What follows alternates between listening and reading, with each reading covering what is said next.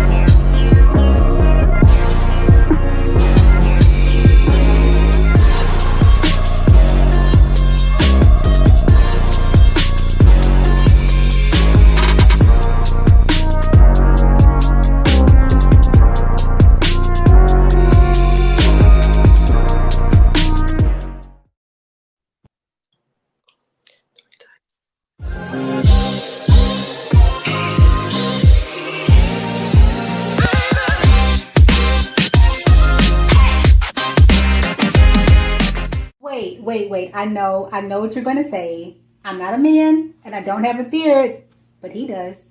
And so does he. I have 3 points for you that's going to help you grow your beard, and not just grow it, but hydrate it, allow it to come in healthy and shiny, and be able to groom it properly without all the flaking and the itchiness that sometimes comes with grooming the beard. Okay, number 1, be patient and consistent. Number 2, resist the urge to trim and shape your beard for the first 4 to 6 weeks. Number 3, don't hesitate to start now using products. Just gotta take a moment to see. Oh, my beard looking so good. Man. I'll make sure y'all click that link. Please tune in to our next video. We're going to give you more value, more information, and don't forget to purchase our products online at assuredmannaturals.com. There you can get 15% off when you use code Lapeef15, and we'll see you in the next video.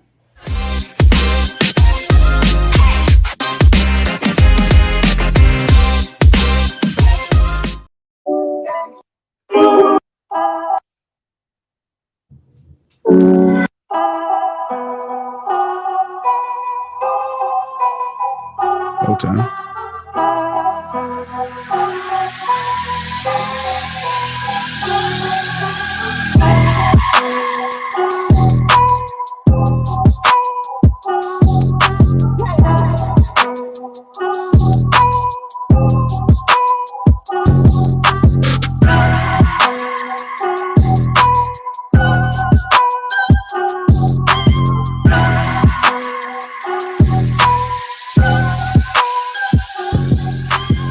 What's going on, family? Welcome to Lapeef-ing Sundays. Let me go ahead and introduce the crew. We got the real precious Luis, Jay Story to Tell, Paradise Paris, Shonda, Clout Jones, Balance, Pink, Jasmine, me, myself, on Lapeef JR. Welcome to Lapeef-ing Sunday on the greatest network ever, the Lapeef Network. What's going on, family? What's going on? How y'all doing? Doing good. Happy Sunday, y'all. Happy Sunday. What's going on, good people? Clout, you frozen? Oh, no, there you go. It's good to see you guys. Happy Sunday to everybody. Welcome to Lapeef-ing Sunday. It feels great to be here. I'm frozen. I'm going to come in and out. All right, Balance. I copy that. I'm frozen and coming in and out. Let's go ahead and get the housekeeping in order. Shout out to the sponsor, T-Channel, Uncomplicated Skincare for Men. 30% off along with a free gift. That link is in the description. Feel a Teej, as I always say. Again, that link is in the description. Christmas is right around the corner. This would be an excellent gift for someone. I heard it works for women too. Also, if you guys don't know, me and Sugar Curls have collabed to bring you guys some beard products. And it's good for the skin as well, so it's universal. So while you're rubbing it in and the rest that's on the hand, feel free to rub it on all over your body. You feel me? All right, with that being said, that link is pinned to the top of the chat. This will also make an excellent Christmas gift. So you got options. So whichever flavor you're feeling, whether you want to do the skin, I say do both. I mean, you got to get your skin in order and your hair, right? Right, man? Absolutely. Okay. For sure. All right. Y'all didn't hear that, did y'all? A little bit. Oh, okay. The boy is loud. Anyhow, if you guys haven't already hit the like button, also make sure you subscribe to the channel. It's a little rough right now, but I got a feeling it's gonna smooth on out by the intro. So I'm still trying to get acclimated, man. I got my mic stand to work right. I had to, being a handyman, you have to just make it work, right? So I had to take it all apart and I had to use a C-clamp, clamp it real tight, let it hold overnight. Came back and had to do a little bit of doodling, and seem to be fine now. So, hey, JR, some of these kids don't know what have any idea when you said a C clamp. I know they don't, man. We don't get appreciated for our work. Yeah. Works good with brakes too, man. Works good with brakes, man. You can actually get that piston back in place. Let me tell you something funny real quick. You gotta keep it tight, man. Keep it tight. Absolutely. Yeah. Don't forget the brake grease, though. Yeah, don't forget the brake grease. That ain't good without it. You know what? I didn't use to brake grease, but Oh shit. or to spray none of that stuff, man. But my cousin, he's a mechanic. He used it, and I seen the difference, man. I'm like, what? Motherfucker still squeaking. Changed it. It's embarrassing. I don't say people don't realize that they brakes need changing. It's embarrassing, especially when it's a nice day and you pull up and you just. Yeah. It's time to change it. Let me throw my question out there. I got my Starbucks this morning, so I don't need to hear nothing about nobody saying nothing about me drinking on the show. This is what I'm doing today. Oh shit! Somebody got triggered. What happened? You had a long night last night, Precious? I mean, Paris. It's my rest. What? Bless you. Thank you. Oh, I just been craving Starbucks, so I went and got me some. And I You might need one of them. Caramel. Paradise, you might need one of them naval cavity checks. Ribbon crunch, extra shot of espresso. You might need one of them naval cavity checks, man, with all that sneezing you I don't doing. need no naval cavity checks. It's allergy season. We in Texas. Don't start with me. Hey, I'm gonna have to have you give me your wife contact information because I know how to handle you. Yeah, let me ask you a question. What's the temperature where y'all are? Like in Texas, it's hot right now? It's nice. You just need like what JR has on is perfect. Like what Precious has on is perfect just to go outside. You just need some sleeves. Yo, it's like 78 degrees here, man. Really beautiful. It's like but it's raining here. It's raining, but it's like that Yes. muggy rain. Yeah. It messed up. That is perfect, man. I would trade that for what I'm having right now. What you got? I would trade with you with snow. It's 50, and it's raining. Oh, I love that, man. That's a movie. Yeah. Yesterday, not yesterday or day before yesterday, we got up to 72. It's really nice.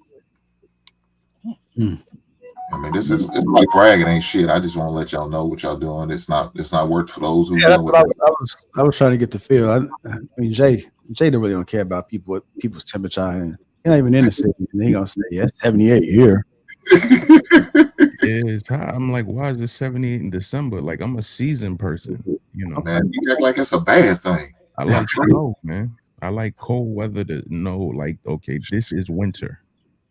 So when you store your clothes, I'm not wearing this anymore because it's supposed to. Weather is a woman, right? Huh?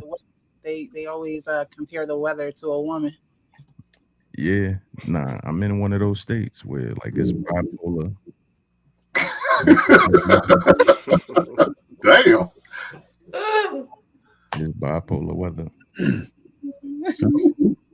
Hi, Jasmine, you good? Yeah, I'm good. You can hear me?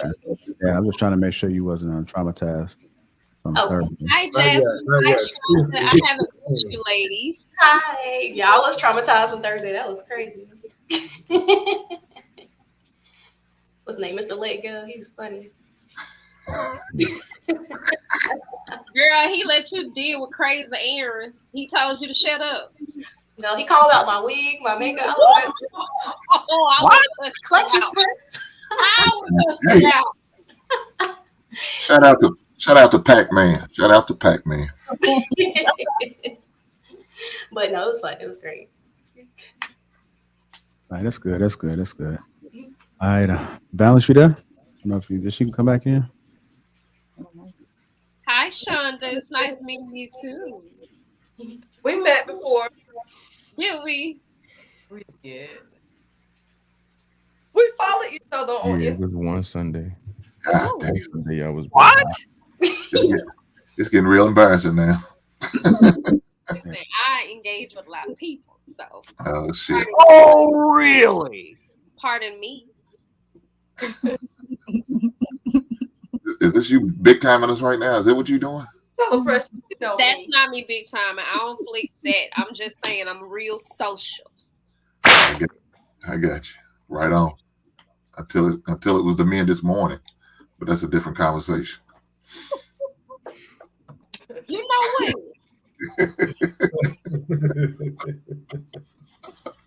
The inflated importance is crazy right now. The show is about women today. So get off your high horse. Yeah, I'm looking, Jay. I am looking forward to the reasons why you came up with this topic. I am very interested. I can't wait, brother. I can't wait. JR, you get HR on the back line for me and Hank because we might have to go with it today. I ain't gonna treat you like Ali. You know I ain't gonna be that disrespectful. But I appreciate that. but you know, I'm definitely gonna have something to say. Unfortunately, we had to contact a consulting group to come in. That our current practices are not, they don't seem to be working. So we had to reach out to a third party to get them involved. Somebody on the outside looking in. It just really got there rough since this past Thursday. So we hoping, we know we have some new tools and exercises that they have made management aware of. And so we are trying to navigate through this process all together collectively. So, you know what I be saying? Don't tell them to call my phone. I'm not gonna answer. Don't tell them to call my phone. I said what I said. No, I don't think that they are actually they want to bring people in. You know, they kind of doing temperature checks is from what I hear. They want to open it up so that, and it's anonymous. I know we people always think, but you can't control when people talk, but it is anonymous. So feel free to come in and ask questions. Whatever you ask just stays between your HR. I don't even know anymore. I'm out of it myself, so I'm out of the loop. But we're just hoping that things progress moving forward, and we want to make sure we practice best practices, right? Okay. That sounds good, Jay. I think that's a great idea, sir. Okay. We're also having lunch for everybody next Tuesday. So Pizza party. You know, just as appreciation, want to celebrate a milestone. You know, so even where is it's like virtual AI lunches. Don't worry about it. You're not gonna waste my time like that. Yeah. So they took some hoagies and they cloned them. And don't worry about it. I'm not gonna be available. Yeah. So just bring your avatar and we can virtually eat all together to be like the Simpsons or something like that, some type of cartoon illustration. Okay. Down with that. Is anybody else feeling this method? No. No, thank you. No. Put one finger up if you want to go ahead and implement it, and if not, then we'll just go ahead and discard it. That could be a virtual. That would have been different if you was like we sent it out Starbucks gift cards to everybody. I would have like. Oh shit. Well, they do. I'm not going to guarantee something's going to be on them, but we can show them. Yeah. You know, yeah. We just it's take the season and you acting real broke. That's crazy. I have no. This is not me. This is not me speaking. I'm employed just like you. Shit. I mean, y'all found out more information first before I do. I'm like, what? They gone? I'm like, what? What happened? I just had a cookie crumble sometimes, right, Paris? I don't know nothing about no cookies. I'm trying to cut back. I'm trying to cut back. Trying to cut back. What size is that that drink you got in your hand? Don't worry about it. Okay. You see how we always be women business. This the only man I let get in my business. That's because he live with me. But don't worry about what's in this cup. Okay.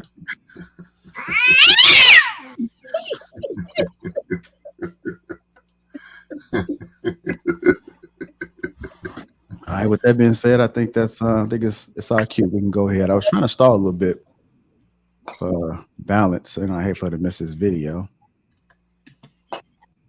I know Jasmine's on the time restriction. You're looking like they better go ahead and start because I told them I got 30 minutes. Actually, you're good. It got pushed back because it's raining crazy. Okay. Well, shout out to that. Shout out to the elements. Shout out to the elements. Your hair looks really pretty, Jasmine, by the way. Yeah. Oh. I just had deja vu. That's like this happened already. That's weird.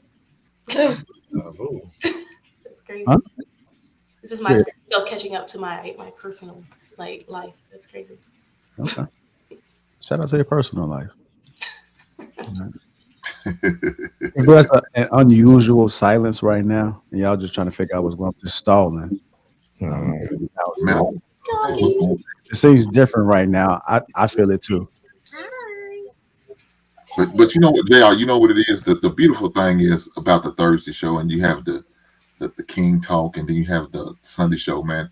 It all balances out, right? You know, you had your Jazz got the opportunity to feel that in your face type show on Thursday, but she comes Sunday, it's more peaceful, it's a lot more loving, it's more understanding. You get the opportunity to actually talk. Well, I would say it with Paris is here. Well, whenever she's not here, you will get the opportunity to talk. Yeah. I'm Yes. just saying. I'm minding my business. Me and my dog. And here you are throwing. I'm gonna say what I gotta say to be quiet. Shout out to your dog. What's your dog? You know, Sunday is a pretty light day. You know, this is the only day where you're allowed to bring your pets and your children onto the panel. So, What's your dog's name? What's his name? Princeton. Princeton. Preston. Oh, Princeton. well, I guess we're gonna go ahead and start. Let me see if I got a message from. Let me see.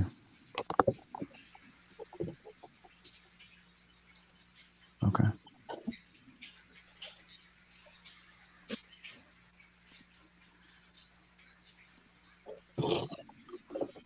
Just so you know, I feel unusual silence too, so just bear with me.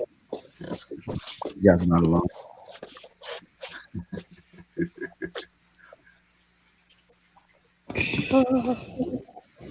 I can't believe it, Jesus. I can't believe it, Jesus.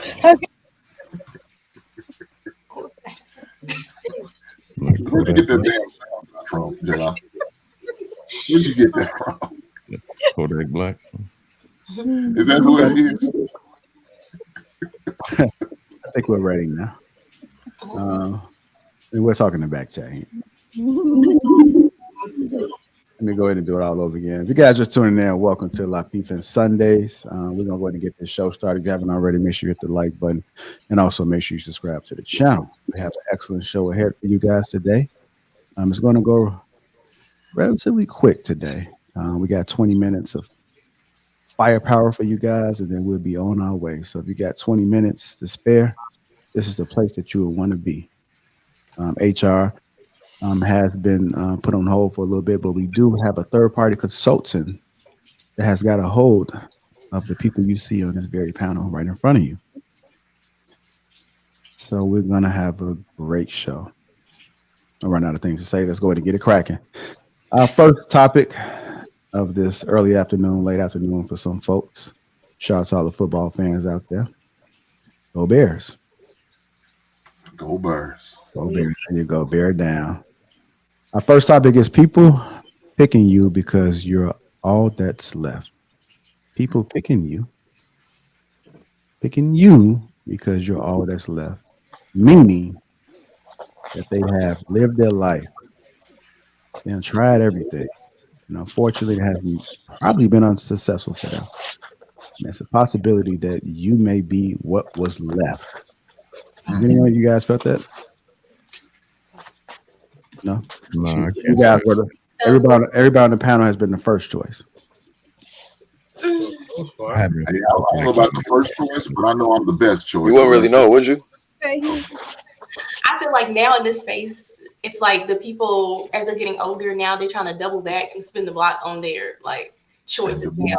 And I'm just like, I don't want to be that choice. A lot of my ex have been trying to do that, trying to slide back in, like, hey, you know, I done been in these streets and now I want to come home. I'm like, get out of my face. That's a whole thing. That's weird. Yeah. The spin the block culture.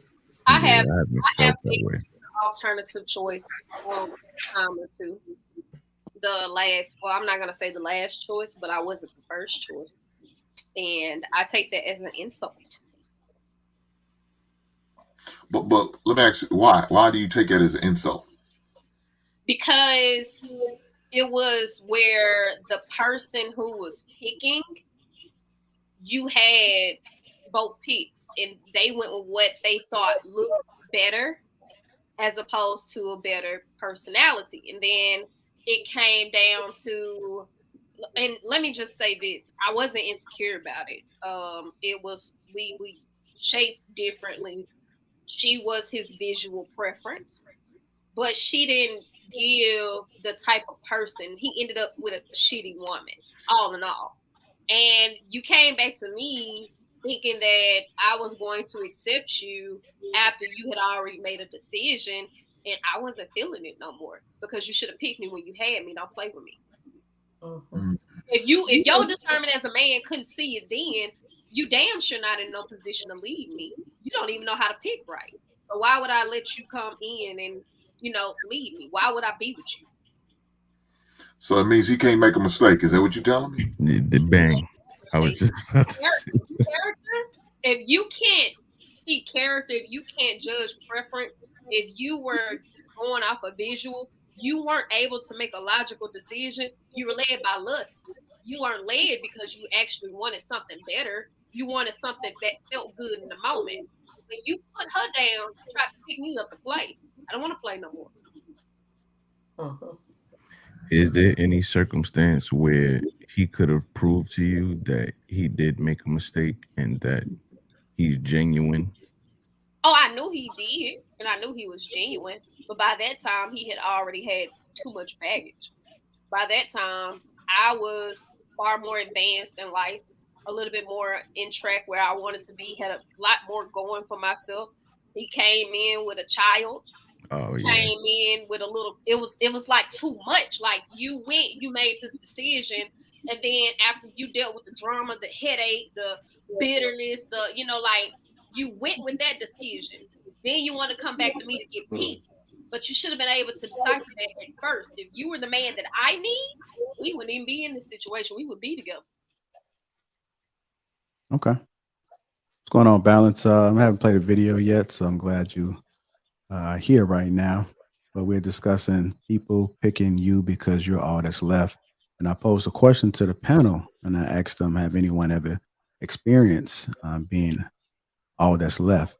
Or were you the first option throughout the entirety of your life? I've had someone have me go to somebody else and then try to double back, like that type of situation. And I just smiled because I knew the dude that she went to, and I knew him, like what he was about. I don't care. She came right back, try to give me a story. Jay, a story to tell. You got a story? Yeah, she tried. Yo, it's funny. I actually, Hey, you sound like me. You had a whole conversation about it. Me and him was cool. He was kicking it. You sound like me.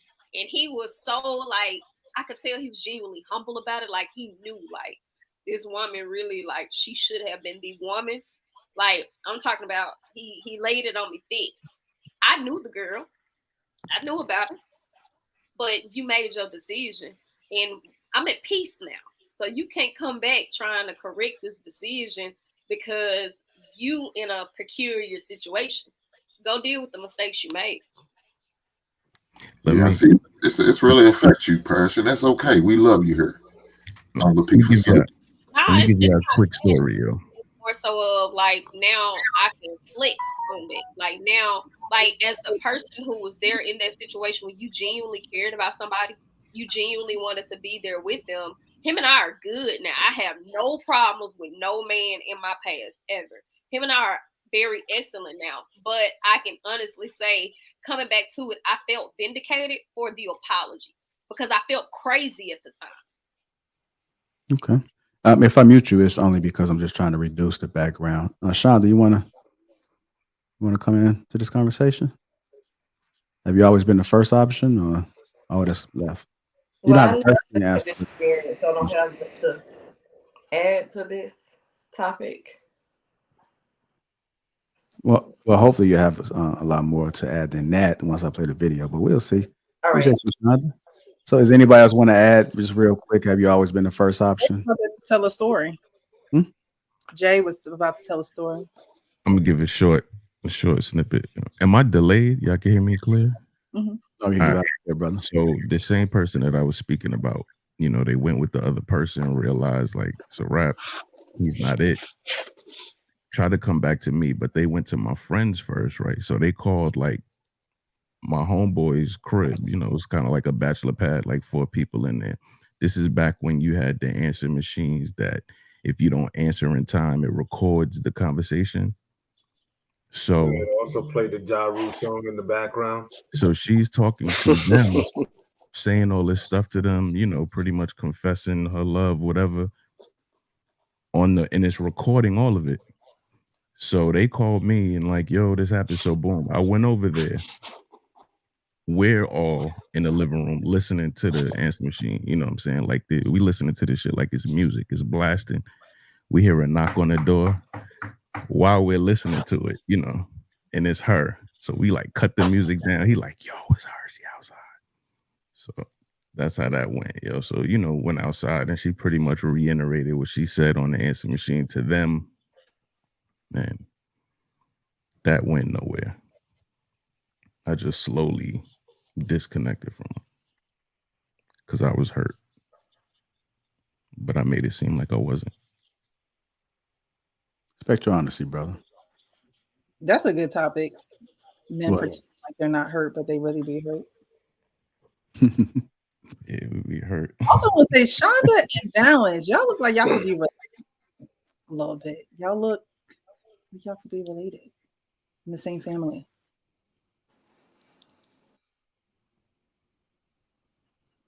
All right, we got a video. Yeah, we got a video. That was the awkward silence we experienced earlier. Everybody loosen up a little bit, man. That's probably why we do stretches before we actually do the show, to kind of loosen everybody up. JR, you know what it is? I think they need to hear one of your JR jokes, man. It's right. Well, we do have some risk assessment forms that were created now. So now, before every show, we're going to fill this out so we can identify any risk or hazards so that we just don't run right into it. So those risk assessments will be rolling out. You don't have to sign it. Just when you clock in, that's going to be confirmation that you acknowledged it. Okay, so if anything ever happens to go against it, the union rep is not going to really matter because you're signing. I'm verbally telling you, once you clock in on the next show, you will automatically be enrolled into this new rule that's been implemented. Okay. You know, I'm being serious. I have a lot of experience. I'm like, where am I going to get this form? You don't have my email.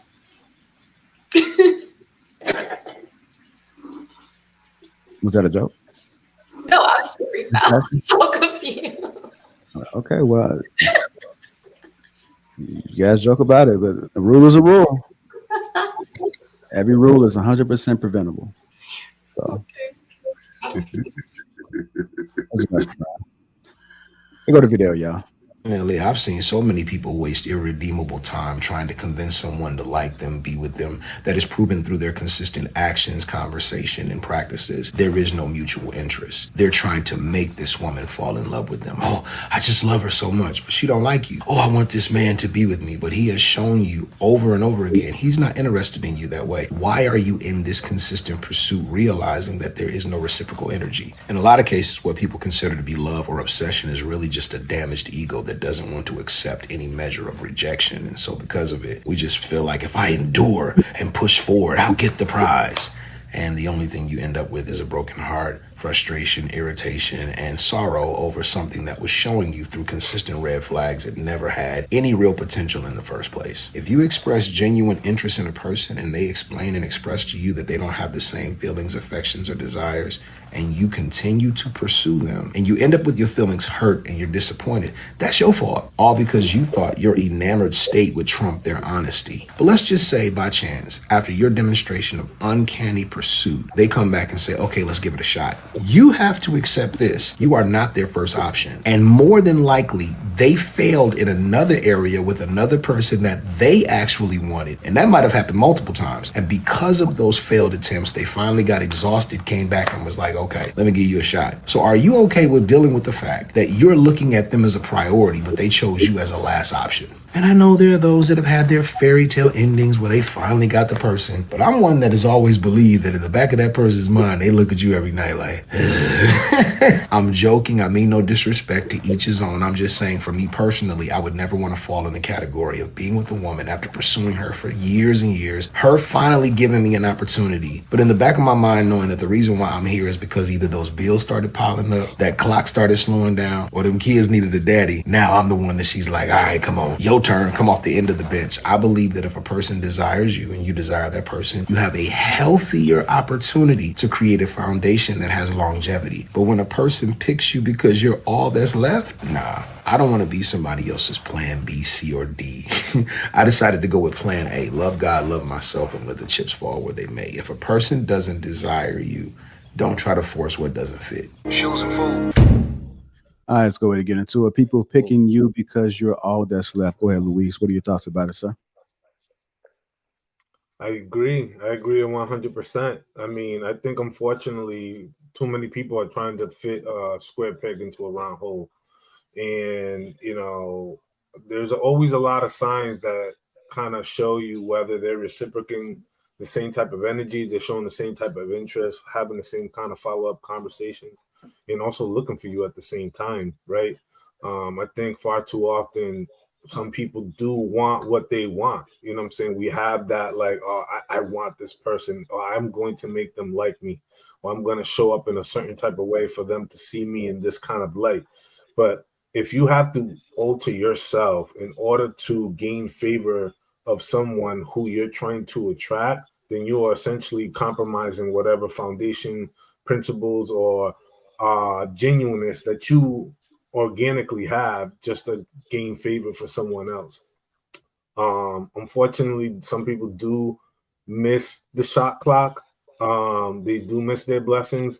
And some people do come around and spin the block and trying to be like, okay, like, you know, come around. But look, the grass is never green on the other side. The grass is green on the side in which you water it and you nurture it every single time, right? And people will stay around. People want to be around you. But those people that don't, you know, take that as a blessing, man. Let those people go and fall by the wayside. That's all I got. All right. Go ahead, Balance. What are your thoughts about it, man? Did you see my face? Is that why you called on me? No. All right. I thought, you know what, it's funny because I don't disagree. I think it's true people do that, but I think they settle for each other because they're all that's left for each other. I'm not being funny. I mean that in a very sincere way. They're both still single, right? They both have baggage and they both are settling for each other in certain areas. I mean, it's very common. If you don't want it for you, don't do it. But I think the majority of people do this, yes. Who am I to say if it's right or wrong? People do what they want. I mean, I don't really have much to add to this because it's like, we know this is what people do. We know men and women alike do this. So it's like the school. Really, say it again. I said it's like the school dance where the music is starting to get low and the music and the lights are slowly trying to turn on, and you're looking around to find the last person to dance with, and you're like, okay, come on. But not only that, he's saying it like he's offended. And I'm like, well, if she chose you as her last pick and you accept it, you can't really be offended because it's like, I mean, you accepted it. I mean, you both agreed to this, right? It takes two people. Now, if she offered it and you're like, absolutely not, okay. But if you accepted it, you can't be there and complain. You can't be in the relationship complaining that you're picked last because you chose that. That's really all I got to say about it. All right. I'm going to go to Cloud, and I think Cloud mentioned this, that you can't, like, how do you know if you're that last option or last pick? Go ahead, Cloud. What are your thoughts about it? Yeah, yeah, when it comes to what the guy in the video said, I think he articulated it pretty well. I mean, I agreed with the majority of what he said, but I do think that at least in the position I'm in, like with women my age, you know, you really never know if you're her last option. You know, like where is the last option? You know, I mean, the options be like a telephone book, so it's like you don't know what option you are. You don't know if you're the first one, the last one in between. You just know you an option, and I feel like that realm is something that's a little bit too deep for me to think. I feel like I end up hurting my own feelings trying to think that deep. Whether I was the first choice, second choice, you know.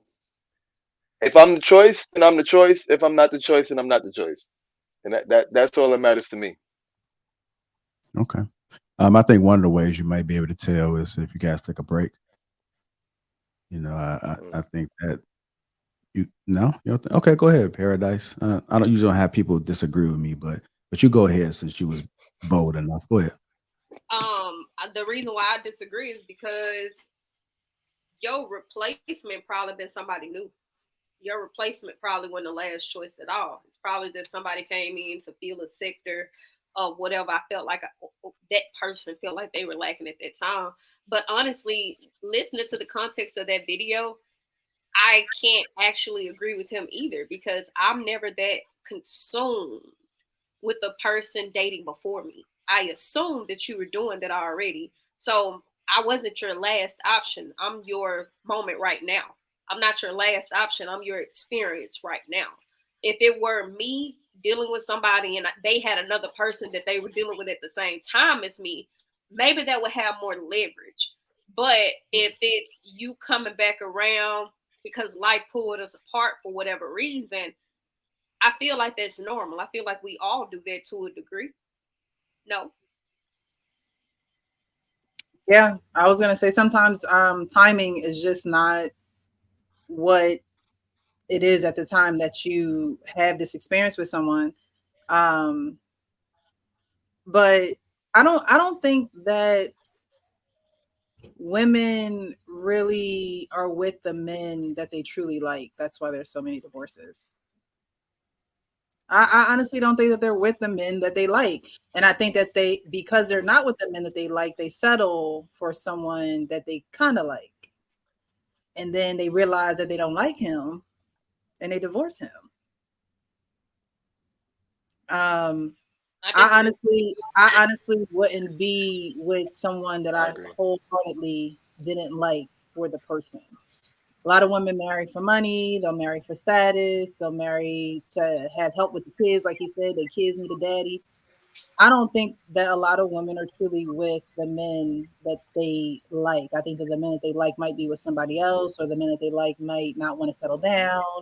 But I don't think women are with the men that they like, and then they settle for someone and realize that they really don't like this man or they really don't want to be with them. I think that you should be with who you truly like. I think that's where you will find strong families and strong bonds and strong communities because you're so enthralled with one another that you're not looking at anybody else. You don't see anybody else. You only see that person. And so when you only see that person, your bond is a lot stronger. When you feel like you are with someone because you're just what's left, for women and for men, you can be insecure. I don't know who really thinks like that. Like, oh, I'm just what's left. You chose me. I think that when people are chosen, they feel honored to be chosen. So to say that they're chosen because they're all that's left, I think will make someone probably maybe go mentally crazy. Like you say, you don't want to be looking at your woman or your man and be like, oh, at the end of the night, right? Like you don't want to feel like that. But I say be with who you truly like. And if you can't be with someone that you truly like, then be single until you run into somebody else that you truly like. The only reason why I disagree, Precious, is because I feel like a lot of times women use their ring as a weapon when they've been dealing with a man who has had a plethora of options. And what we do is we overextend ourselves. The first thing a woman asks when a man cheats on her is why her? Because she can't understand in her mind what she hasn't been doing in order to get this man. So to me, that's not a man she doesn't like at all. That's a man she feels incompetent enough to satisfy. To me, that sounds like women overextend themselves. And when we overextend ourselves, we get burnt out. And when they get the ring, they get complacent and forget what they got. But other women still know what you got because she don't have that. You domesticated him, but she's not in your position. She just knows what this man is capable of now. So what we tend to do is we push, and we start taking advantage of them and getting very complacent, thinking that nobody can have our spot because if he picked over all these other women and gave me the ring, who gives a damn?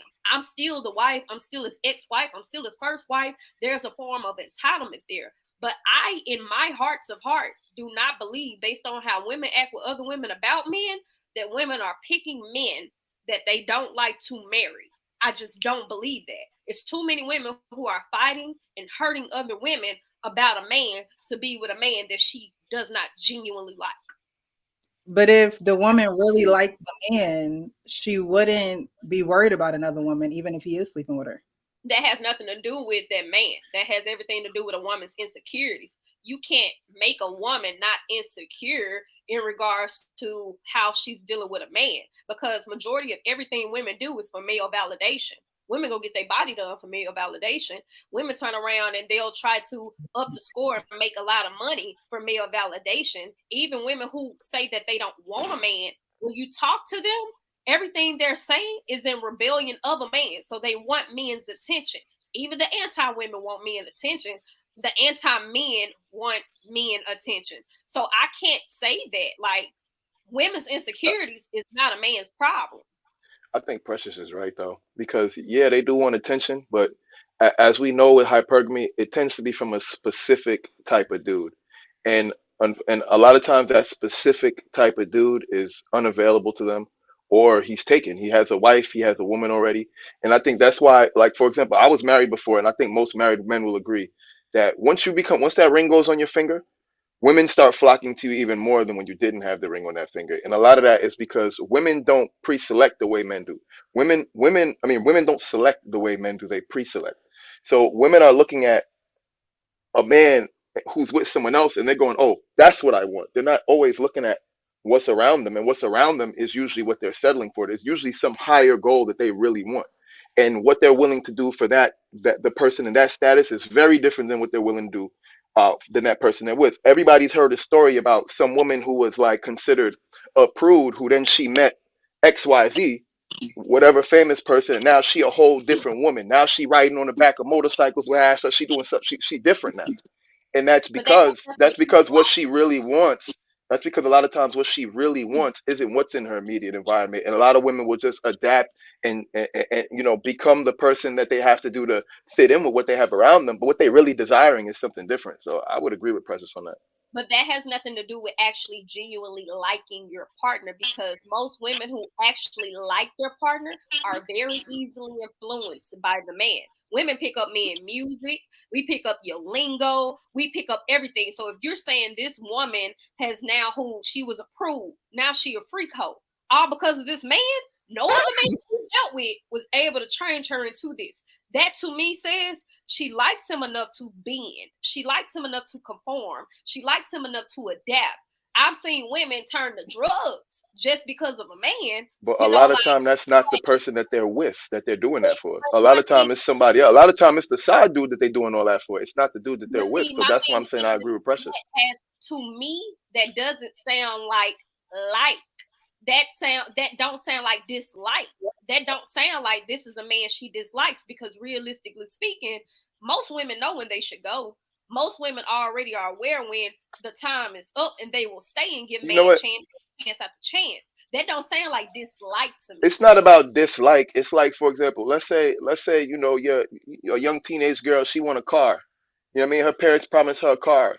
She might want the Benz. That's what she really want. Now, if they give her a Honda, I'm sure she'll take it and she'll drive it around and she'll go where she want to go. But damn well what she really wanted was the Benz. So that's what I'm trying to say. Like, and she's gonna treat that Honda very differently than she would have treated the Benz if she got the Benz. Let's be real.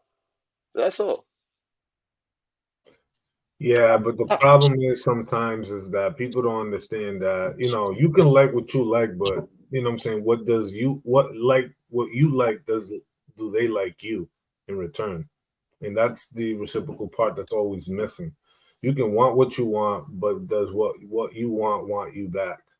You know what I'm saying? And I think a lot of people miss that mark, and they end up chasing something that ends up either wasting them time, bringing them down a rabbit hole where they're becoming self-destructive and kind of losing, sight of what's really important. You know what I'm saying? If marriage is your long-term goal, is having a family your long-term goal, or finding a life partner is your long-term goal. You know what I'm saying? Whatever that is, you got to make sure that person best aligns with you for the long journey.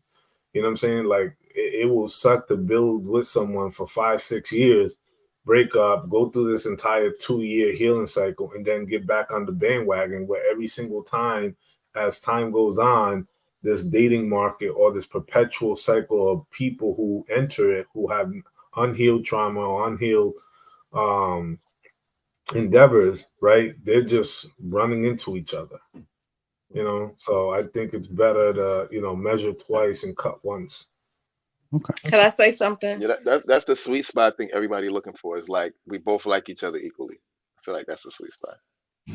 All right. Go ahead, Shonda. Okay, I mean, I want to apologize because my live kept going out because of the weather. But I kind of see both sides, but I do want to say that people do get complacent, whether it's man or woman. You know, if a man is married and has a side chick, rather a woman is married, has a man on the side, she's probably just complacent in that marriage because it's still her stability. So that doesn't kind of mean that she may be bully or like that man or in love with as she used to be, but she just has that stability there. And I think it goes both ways. But I kind of want to go back to the video as well, because I did have an experience where I was into a guy and he and I were dating, and he was kind of hung up on his ex still at the time. And so I was being the woman that I was trying, you know, as far as trying to prove that I should be that woman for him. And we ended up not making it work. But then later on, 2 baby mamas later, oh, I want to be with you. I know you're my wife. I want to marry you. So, you know, yeah, I'm not about to take on 2 small kids, you know, so it's too late for that. Right. So, yeah, so that was my situation with that. Okay. Thanks for that, Shonda. Go ahead, Jasmine. Then we'll go to Jay. Yeah, I'm going back to the video too. Like what Shonda was saying, I had a similar situation like that too, and it was somebody that I was really, really interested in, and like went on a couple of dates and stuff, and we were getting close and everything. But then I could tell he wasn't interested in like making it official, like and being like in a relationship. But it's still, I was like, you're what I'm looking for. Like you make sense to me on paper. Like this is what I'm trying to.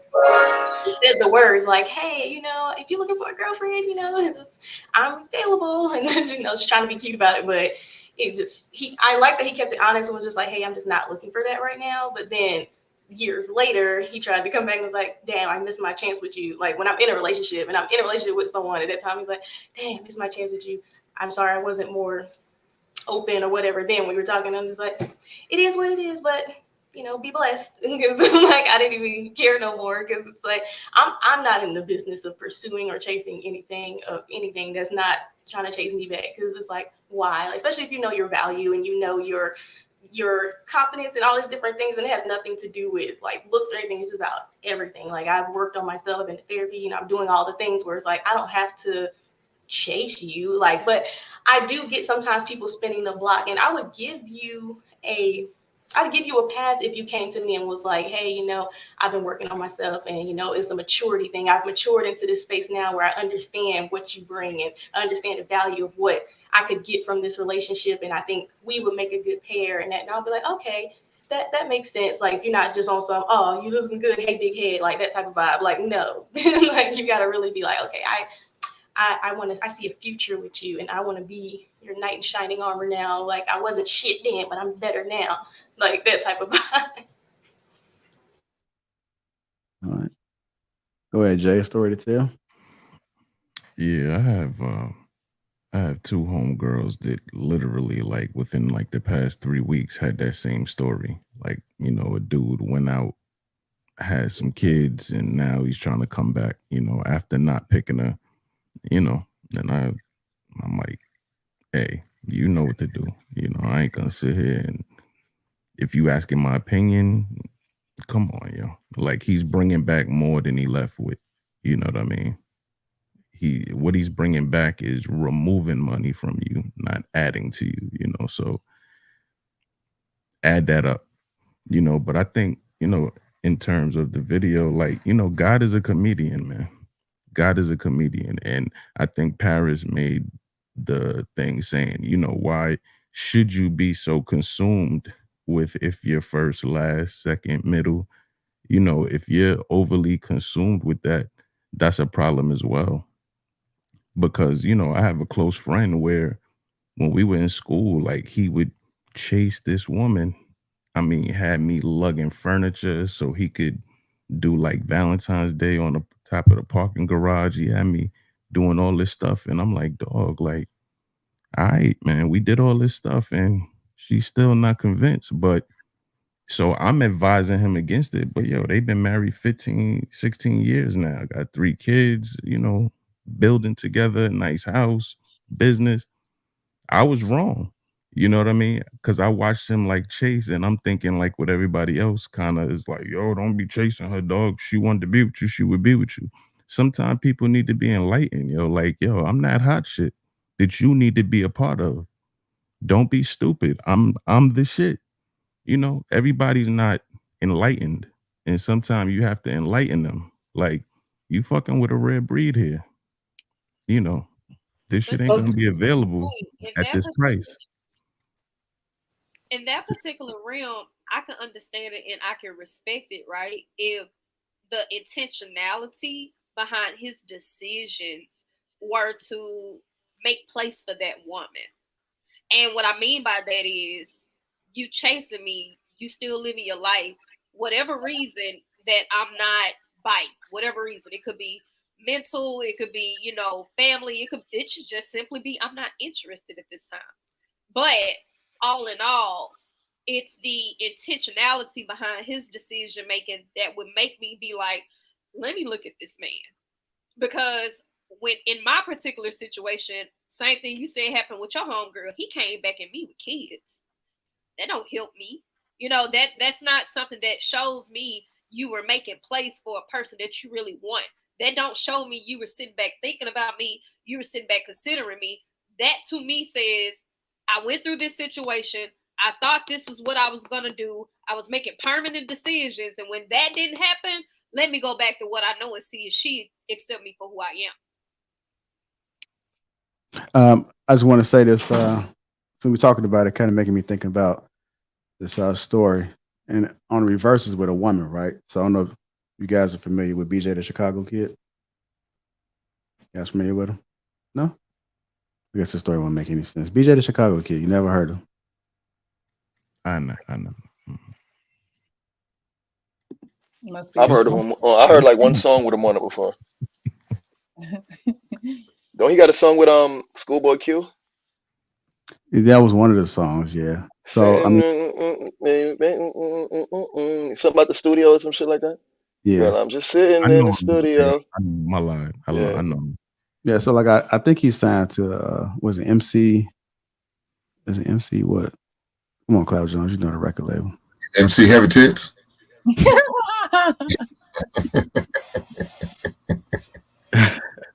said he was signed to what? Yeah, but so like the music he's singing, he's kind of like a soul artist, and like he does like soulful music. So you probably might not be familiar because I want to say he's mainstream with certain songs, and he's might have collabed with some of the bigger artists, some of the mainstream artists, but and maybe Motown he might have been signed with. So it's like one of those ones you don't really hear too often about, but he's still signed. Anyway, was in high school and he was so in love with this girl. Her name was Sherelle, and Sherelle. She had a nice braided hair, smooth skin. She was nice, but she was with a drug dealer at the time, and she got pregnant like a senior. But he was singing in the hallway, like he'd be singing. He was a cool brother, but he wasn't singing to her like serenade. He was just play around, like he was really into her, but she just wouldn't give him no play. But now I think she probably may look back because now, like you see him in all these big places. He's been on Sway in the Morning. He's a household name to most older folks. I mean, I know you guys are pretty young, but I'm 57, so it might be a little bit more like my cup of tea. But y'all are excused from that. I get it, it's y'all age. But it just made me think about how she wasn't really messing with him now. But I'm pretty sure because everybody went to school with knows that he made it. He's made it. These music videos, he's at all at award shows, anything Charlemagne the God. I think he's probably been on there. Either maybe they've brought his music up. Joe Budden's brought his name up. Certain songs. So he's one of those artists that you don't really hear all the time, but people who really love music, like you'll hear his name mentioned. So this made me think about that, about how he wasn't a good look for, but long term he wound up growing up to be somebody that she probably should have gave him a chance back in the day. He probably looked back like, too late now. You ain't got 2 kids. He's with the drug dealer. And I haven't heard anything about her, so I don't really know what type of life she may be living, a good life. And if she is, blessings to her. But B, just knowing and seeing him in mainstream is a complete difference. I gotta look him up and see what he look like, because I feel like women they're not giving you a chance off gate just because she's just not attracted to you. Like, there has to be some level of attraction there. So if she didn't find him cute or whatever, she's gonna pass him up. Even if he rich now and stuff like that, but he's not attractive, she would probably just take him back just for the sake of the money. Like, oh, he popping now, but she was still gonna be cheating. So it's like there has to be a level of attraction there. Period. It don't matter what it is. I don't know, because like I bad find boy type. I find I that can relate. interesting though, because I've literally seen videos where like the same guy, right, approached a woman dressed 2 different ways. It's the same guy, the same bone structure, the same eyes, hair, nose, everything. The same person. He approached her one time, kind of approached her kind of calm, relaxed. She wasn't feeling it. He approached her another way, kind of like with like a thug kind of swag, and she was with it. So I don't know, like the whole attraction thing sometimes be seeming a little bit like a myth, only because it's like, bro, it was the same person. Like, he's literally the same person, just in different clothes. You know what I mean? So I don't know. She might be attracted to Yeah. status. Hey, back then you didn't want me. Now I'm hot. Y'all up on me. You heard what Mike Jones said to y'all. Y'all know what it is. Don't I act brand personally like new. the dirty type. But I'm gonna go ahead and get on this. I think Jay, what you was speaking about me, man. I'm that dude, man. You missed out. Look, most ladies feel like they already that one anyway, and so they feel like they can go and get all the options in the world, and that's cool. But don't get mad when that man makes you the secondary option. I mean, but how do you really know unless I tell you? Like I think what JR said, unless we have a falling out, she throws it up in your face. You don't know, or he throws it up in your face. You wasn't my first choice anyway. You was third. You was a 3rd round pick. The 2 fell through. I mean, but you really don't know. So I mean, really, can you really get offended, man? Be glad you just got picked, because you got a whole lot of friends out there in your friend circle ain't got nobody. They come home to that cold house, that empty bedroom. That rose is worn out because it don't work like it used to no more. I mean, so be glad you come back, Balance. Be glad you got somebody, somebody that chose to maybe hopefully spend the rest of their life with you. Oh, yeah. I mean, that's the most important thing, that you found the right person, no matter how long it took, no matter how many obstacles you may have to go through. You find that right person. Now, are they going to be the same way they was probably maybe about 10, 15 years ago? Probably not. Hopefully they're better. Hopefully they're better. They're more mentally mature.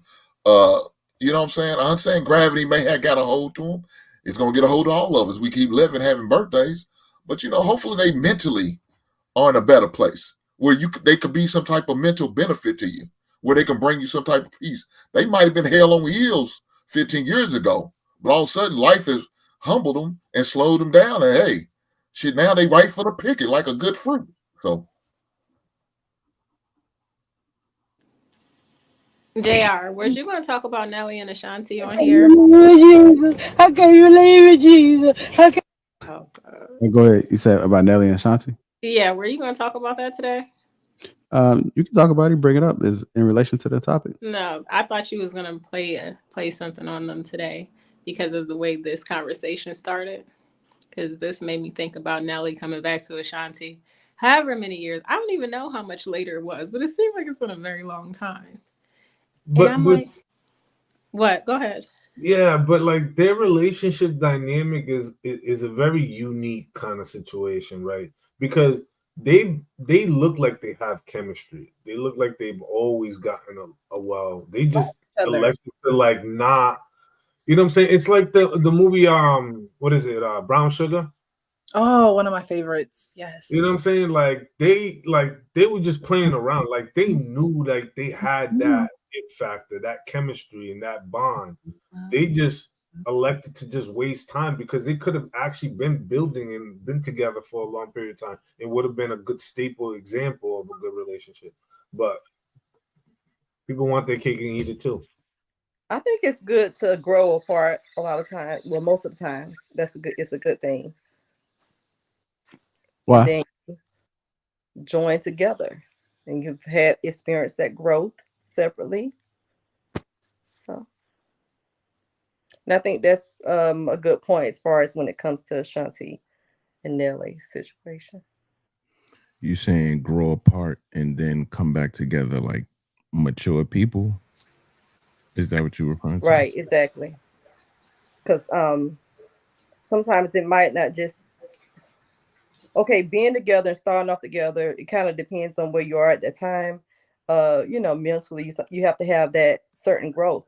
But sometimes when you're together, you can grow separate because you've grown into different people. So it's okay to grow, have that growth apart. So that could be what happened with Ashanti and Nelly as far as bringing them back together. So yeah, I think that sometimes that's a good thing. But you on point, like as far as what could have happened, but that's actually not what happened. What happened was she wanted marriage, he didn't. She comes from a 2-parent household. He had already had a life. He had already had children. And at that time, of course, we all know how the industry is or what it was, what it looked like at that time. If a woman was to get married at that time, her career was over. Not married, pregnant at that time, her career was over. So, I mean, Ashanti stayed around. She stayed relevant. She still writes. She still has her own check. But back then, he was the bigger artist. All in all, I honestly think it takes sometimes for situations and scenarios to come up for you to see who you genuinely need to be with. I honestly think that has to happen in some scenarios. I don't think that needs to happen in all scenarios. Sometimes people think the grass is greener when they just really need to stay and water their lawn. But in their particular situation, I think it was necessary to see because she stayed single. She stayed, focused on what she wanted. Like she left a door open, even if she wasn't talking to him, dating him, seeing him. He was with Floyd Mayweather's former ex-wife, Miss Jackson. He was with her for roughly 9 years. So for him to be with her roughly 9 years and never really fully committed, Ashanti going back to be with him, like that's intentional because like now this man hasn't changed his mind. Either you with his program or you not. All right, I like that. Yeah, they swapped partners because I believe Ashanti was with Floyd Mayweather too, so they just swapped out. Was she? I don't think so. She took a little pit stop there. Temporarily, she hasn't had anything super serious since Nelly. Yeah, Everything is just kind of like touch and go for her.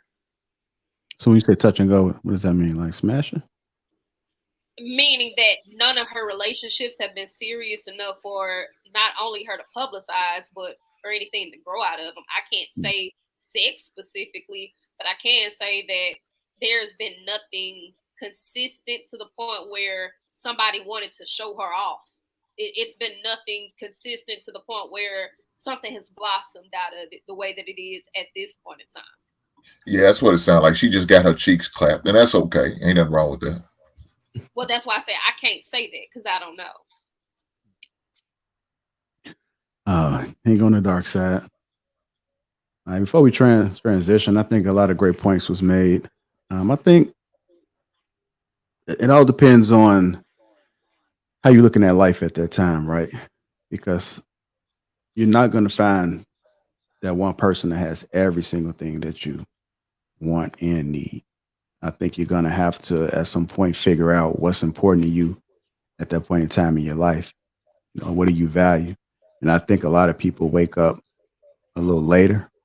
And some people have it all figured out in the beginning because they know the type of woman that they want to be with and want to be with forever. And the same thing goes for a woman. She knows what type of man that she wants to be with and what that's going to entail with her life moving forward. So I think as humans, you have to make a decision as far as what's valuable for you, and making sure that you vet properly and choose what's important.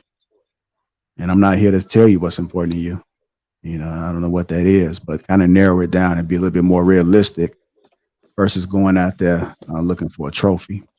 So I think that once you come to terms with that and you see how it plays, because you may look at something and may think this is important to you, and then you later down the line, you like, damn, like this person was giving me all of that, and I'm not getting that no more. So just be a little bit more realistic and a little bit fair. But you're not going to find that one that has everything. If somebody has, let me know. And let me know how that goes for you. But from based off of my experience and the people that I've spoken with, yeah, sometimes it's rough, but they get through it because they have the necessities that they need within that person. And sometimes the person don't always change, but at least they try to regulate as much as they can. And that little bit of effort goes a long way. And you can work with that. But somebody that's just totally on their own thing, you got to keep it pushing, right? All right. That being said, hit the like button. Also, make sure to subscribe to the channel if you haven't already. Hopefully, you guys are enjoying this episode. It's been fantastic. I didn't expect that topic to go that way, but then again, I did. Because look at the panel, right? It's awesome.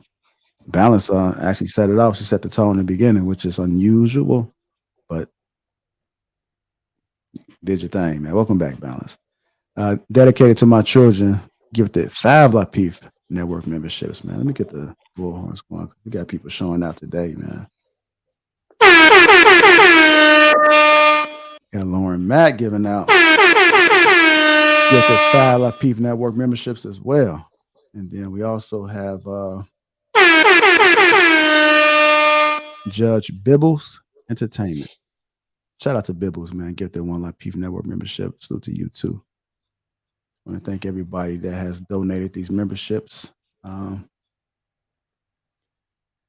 Yeah, thank you. Thank you. I was going to think about something funny to say, but I couldn't think quick enough. My mind is just not as sharp as you guys today. So please excuse me. Y'all hear that awkward silence again? It's because y'all didn't laugh. So that's what happens when y'all don't laugh at my jokes. It just becomes real awkward because it's awkward for me. But at least I can I speak. didn't even know that was a joke. Jay, I laughed, man. I was just on mute. That's all. You couldn't hear me. Okay. I missed the joke entirely. You need to get a laughing sound in this situation. So somebody You have to put a little applause emoji up on the screen. Easy, not easy. I'm emotional, and this is a trigger for me. Cloud and Shiny, y'all been a little bit harsh on me right now. I don't know how to take it, man. I'm hearing these sounds, and they are coming in a frequency that I can't seem to digest in a way to just be able to accept it like most folks. It's making me uncomfortable as a sweat behind my inner eyelid. So it's just be a little bit easy. I'm sensitive. I read the comments. So you already know what type of person you're working with now. delete all that. Delete. Okay. Shout out to Smooth, True to Fat with Smooth Podcast. $20, brother. Appreciate you, man. I'll just say we may find that different periods in our lives, we will be ready for different people. Great discussion today, P. Salute to you, man. You make sure you guys go ahead and check him out, man. He had an awesome panel with a worker. So y'all go ahead and that discussion was about over there. Thank you, Smooth. Appreciate you, sir. I'm gonna go ahead and get moving, man. I might have to get HR myself. I don't know what I'm about to do, man. But y'all, I haven't forgot about what y'all said, Sean and Clout. That's why I got both of y'all together right there. In the doghouse. Just messed up, man. Y'all really came at me. And I forgot about you disagreeing. Gang. Paris, with you disagreeing with me too. I ain't forget about that, man. That's something I thought would never happen, but it happened. We can chat about it if you Hold on, feel what's like that? you need What's to the date? do our feelings report. Up on December 10th, roughly around 1:15. Okay. Something else. He's so petty. Hey, Jay, sometimes you got to document this stuff, man. Sometimes you got to document it. It is, man. It is. I'm gonna have I'm gonna do my documentary. This is gonna be one of those moments I'm gonna bring it up. They're gonna say, I'm gonna sit down with Cam Newton. They're gonna be like, man, give me a time when you first felt All right, y'all. Enough is enough, man. I see Jasmine, and she's not with the shenanigans today. We're gonna go ahead and keep it pushing. 3 types of women men fear. 3 types of women men fear. This one is for you, Hank. So what I'm gonna do is I do have a clip that I'm gonna play. So I'm gonna play the clip, and he's gonna break down 3 women. And what we're gonna do is we're gonna discuss each one of those women. Kind of keep it brief so we can get through all 3 of them, and then I'm gonna play it again, and then we have open discussion about it. Sounds fair? All right. So let me go ahead and get this video queued up. 3 types of women, and here we go, y'all.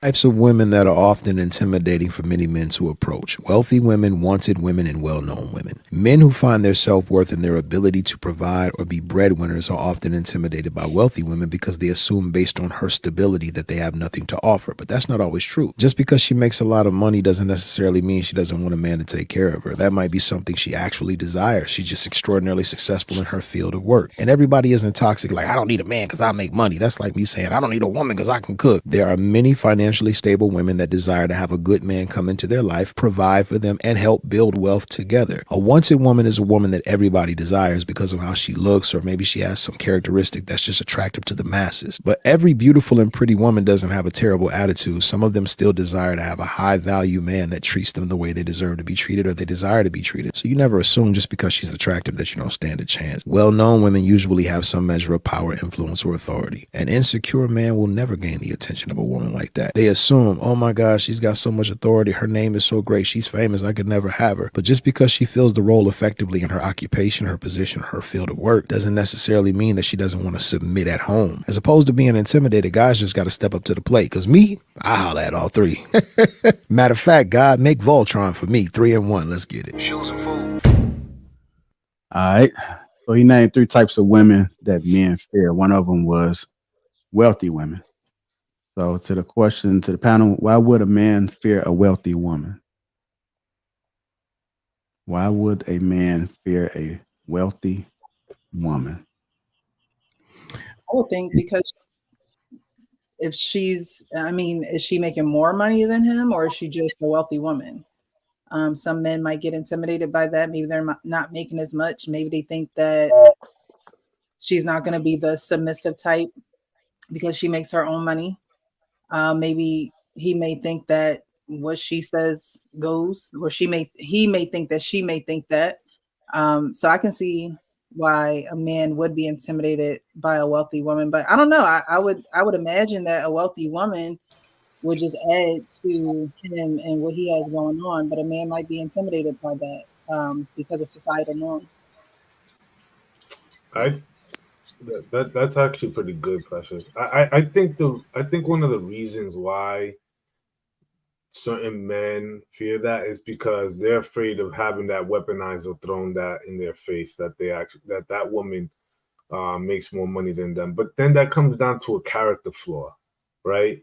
And I think that all 3 categories we could see the positive spectrum and the negative spectrum. And I think it all comes down to a character flaw in each person. But a man who is with a woman who makes more money than him, you know what I'm saying, maybe don't try to like compete in that aspect. Like obviously, pursue what you want to do and make your bread, but also be creative, be ingenuitive, be someone who's a problem solver, be able to kind of navigate things and see certain terrains that she might not have the foresight to see.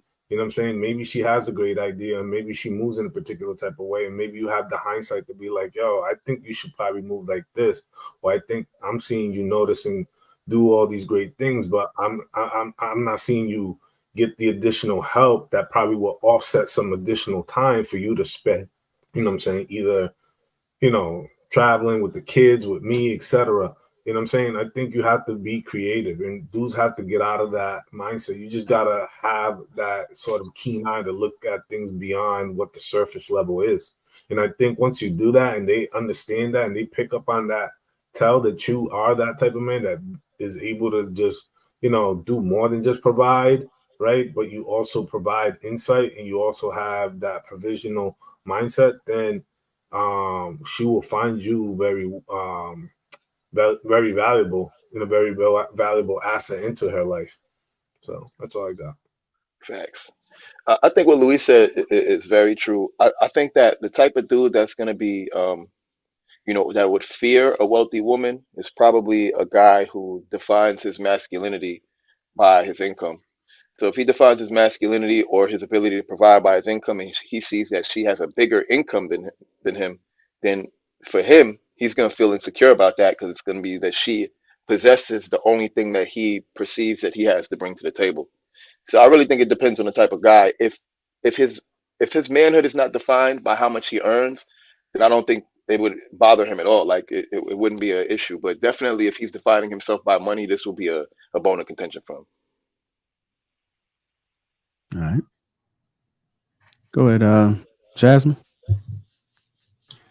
I agree. Yes, I feel like most of the men that I've just been in contact with are mostly they want to provide, like Luis is saying, and if they feel like, oh, there's nothing here for me to provide, then what am I here for?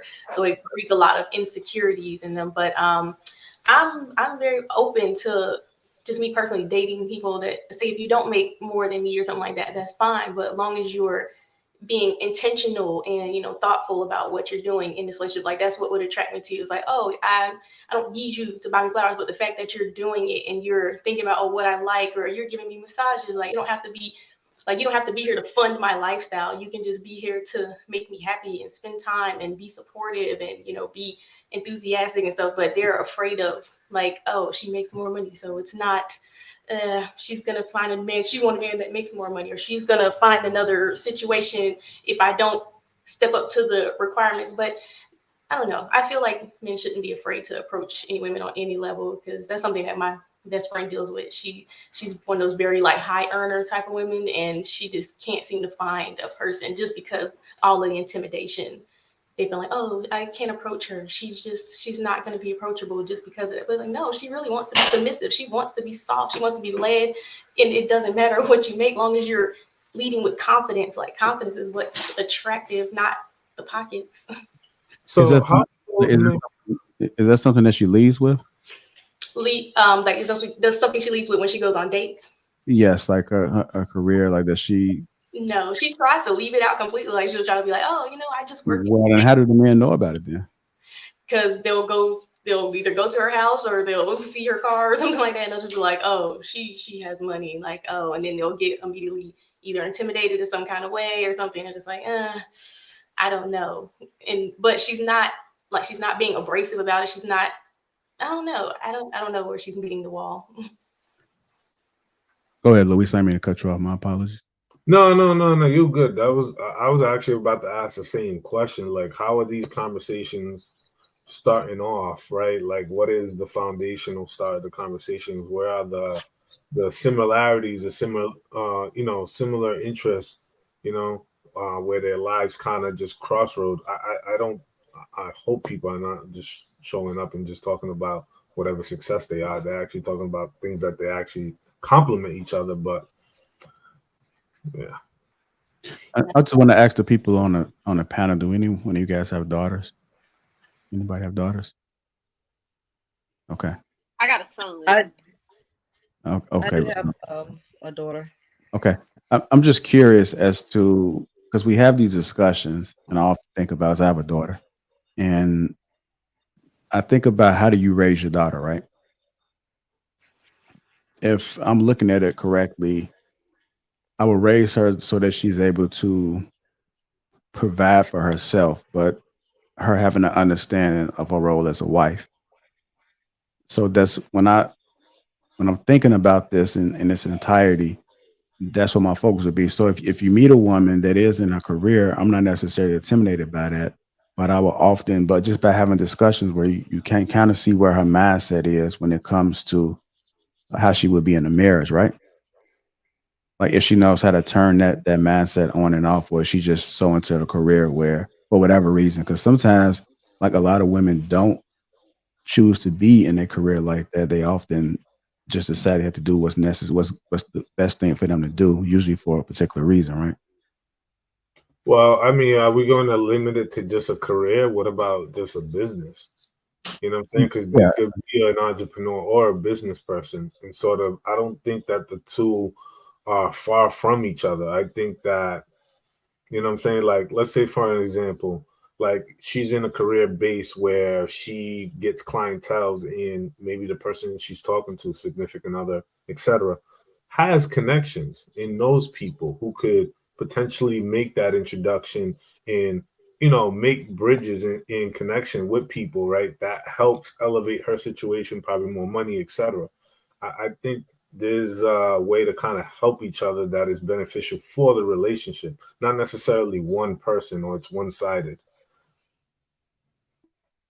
Okay. I mean, anybody can feel free to add on to that unless we want to get back to the discussion. Is anybody? Oh, I was just going to get back to the discussion. Well, I was going to add to something that Jasmine was saying about her friend, because you had asked her if, like, you know, how do they know about her success? And I got to be honest, like when dealing with women that make a certain amount of money, they tend to find ways to like flex nonstop. Like a lot of times the successful women that are turning men off, they think that the men are intimidated by their success, and it's really like a lot of those women carry this elitist kind of attitude, and they carry this like energy that just gives off that only a certain tier is good enough for them. So it's like that's not that very down to earth. So when you're thinking, yo, hey, just throw in something real quick, let's go to a coffee shop real quick. It's like, no, it has to be Starbucks. Let's go get something to eat real quick. No, we have to go to whatever restaurant. You know, no, we have to be seen at these locations. If you can't just go on vacation anywhere, it got to be one of these type of locations, you know. And I think that gets exhausting to a lot of men. And a lot of men, when they see you and they see a certain profile, they see a certain type of shoes, certain type of bag, they start ringing up dollar signs in their head and ringing up all the problems that's going to come with that. And they're just like, nah, I'm good. I just don't want to maintain all of that. I'm good. I think, you know, the whole salary and high earning, I think that's like a new age thing. You know, I don't believe my mom knew how much my dad made. You know, she just knew to ask for what she needed and he would provide it. We need this, we need that. I need this, I need that. And, you know, he made it happen. You know, she wasn't busting down like, okay, oh, you got a raise, oh, you make this now, you make this now.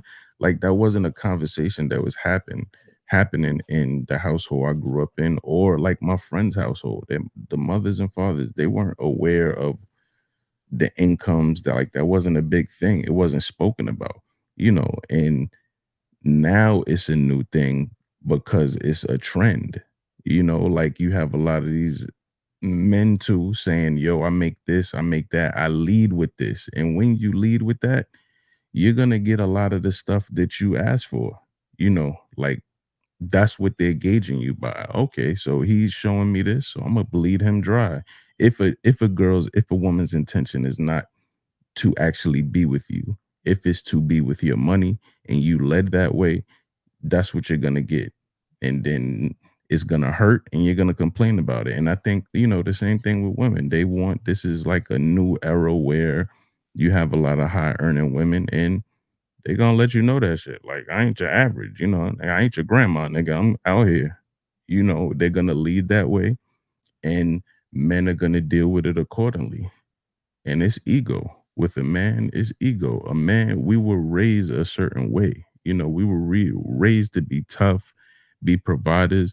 You know, my dad used to tell me shit like, don't you ever let a woman pay on a date. You know what I'm saying? He used to say shit like this. This was caveman shit.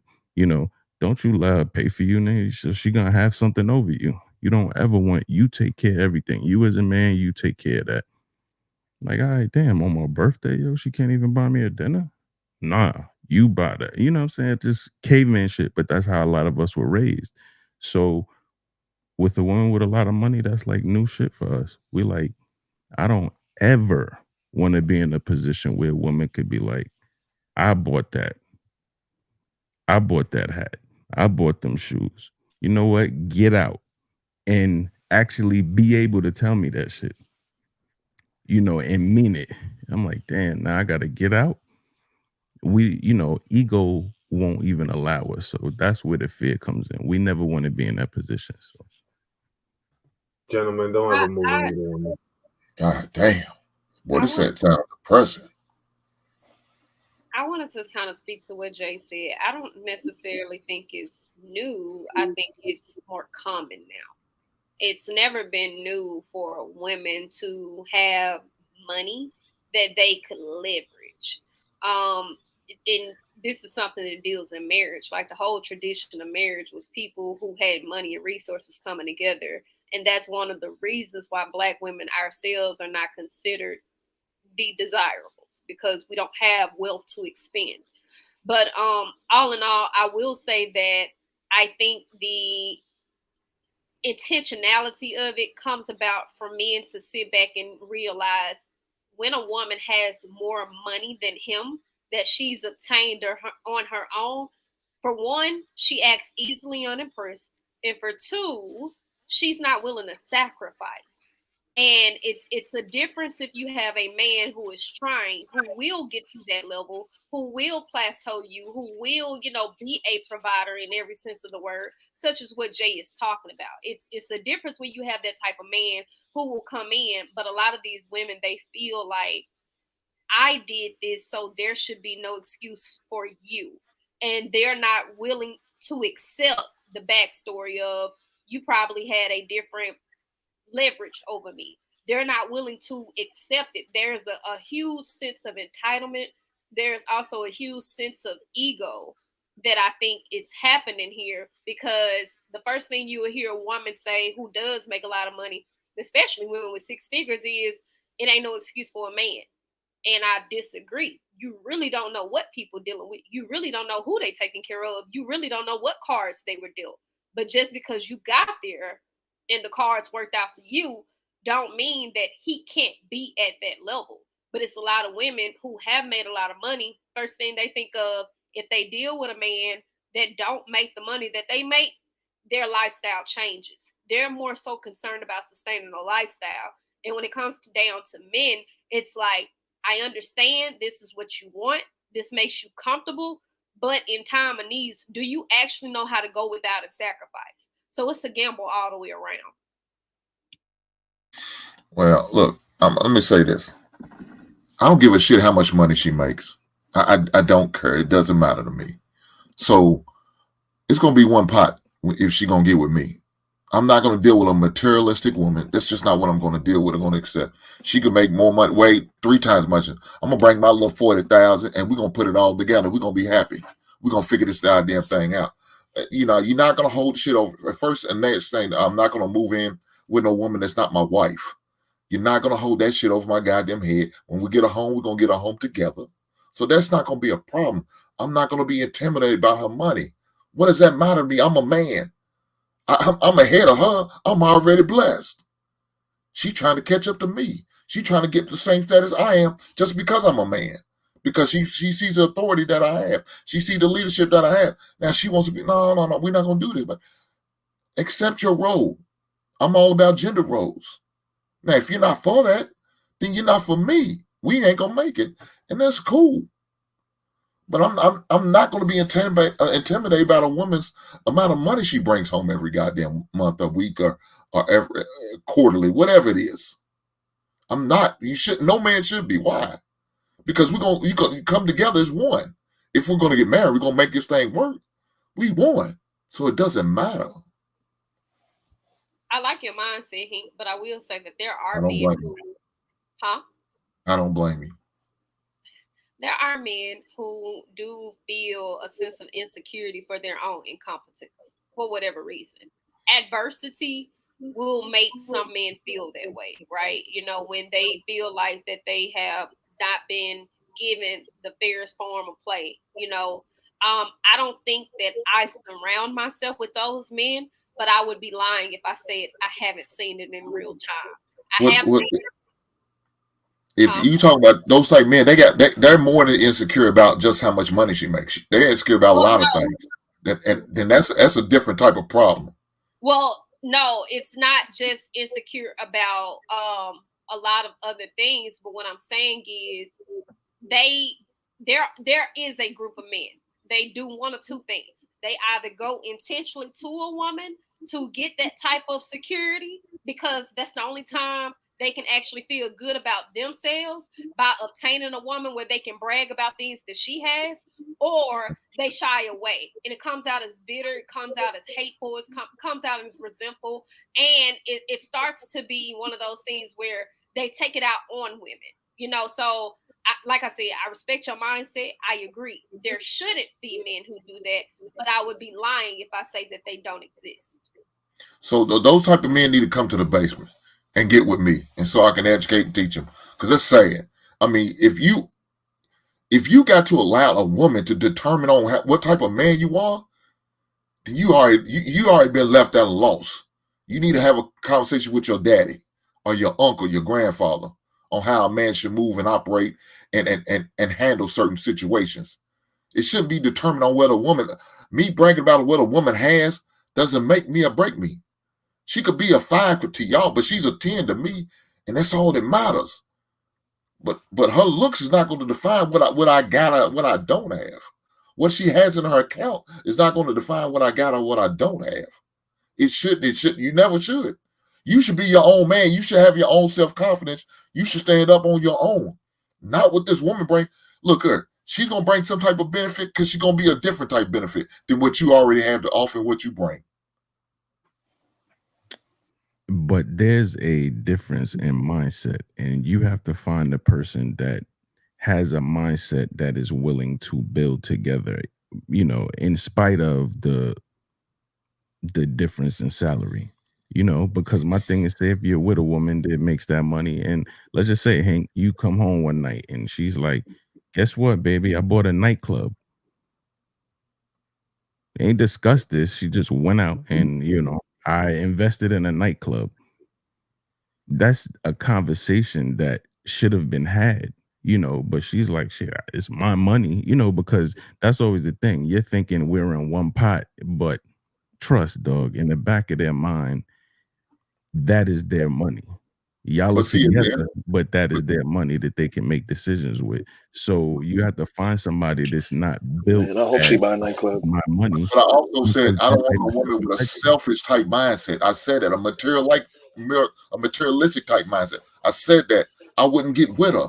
She's gonna already show me that before I even get with her like that. Before I even bless her with my last name, she's going to show me that that's how she moves. And if that's how she moves, then I know this ain't for me. I know she's gonna go out and get that nightclub because it's what she consider my money, and that's cool. I'm gonna let Jay have her. Good luck with that, Jay. He's not gonna deal with that heifer. But I mean, maybe this isn't a popular take, but if she making more than me and she came in with a certain bag and she want to buy a nightclub, buy a nightclub. Like for me, it's like, what I'm mad at you for? It is your bread. Like, you brought the bread to the table. You want to buy a nightclub? Cool with me. What's the problem? Buy your nightclub. Like, I don't see the problem. Nightclub is a business, last I checked, and businesses make money, last I checked. So to me, a woman that's wise enough to. But Clap, financially may not make sense for a household. I specifically said nightclub on purpose. What's the benefit of us getting a nightclub? What's the purpose of us getting money? Making money. You know how much? Yeah, I'd rather make money off of. I'd rather make money off of rental property, or business. Not when they spending $100,000 a night at King of Diamonds. You wilding, bro. When they blow $100,000 a night in King of Diamonds, no, you're not gonna make more money off of rental properties. You're gonna make more money off that nightclub. As soon as you have an incident, that insurance drops your ass because you had a incident or some type of homicide or loss of life. Yeah, I'm good. I'll lose my liquor license. If she brought in that money, I'm good. She brought in that money and it's not affecting our livelihood. It's not like she's taking mortgage money to go buy that. If she set aside money and she got a bag stack, couple million, whatever, if she want to go buy a nightclub, buy your nightclub, baby. Do your thing.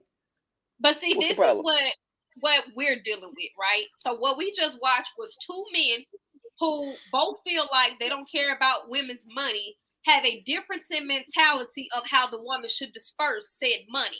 So it's like, this is what we're dealing with. Even if you're saying, hey, I don't care about how much money she made, there is a sector of men who want to be included in everything, and there's a sector of men who feel like, hey, whatever she want to do, I'm cool with that. I'm going to support my woman regardless. And so what we're saying is, on the back end of the men who don't care, the men who actually do care what women make the whole form of their mentality is a whole nother ball game.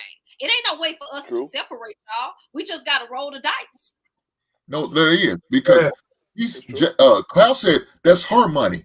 It's not her money. It's our money. You heard me say one pot. You must not heard what I said. It's one pot. It's our money. No, hold on. Don't get me wrong. I agree with it. I agree that it's ours, right? But there's no way I could ignore if she brought it to substantial. I got you. I say one pot. I didn't say her money. I'm not going to sit there, yeah, go on by a club with your money. The hell? That's our money. Why are we making this investment? It doesn't sound like an investment we need to be making. We need to have a family meeting and discuss these finances. We're not going to be making these type of investments in a goddamn club. That makes no sense to us as a family. No, I agree with that. Like that I agree.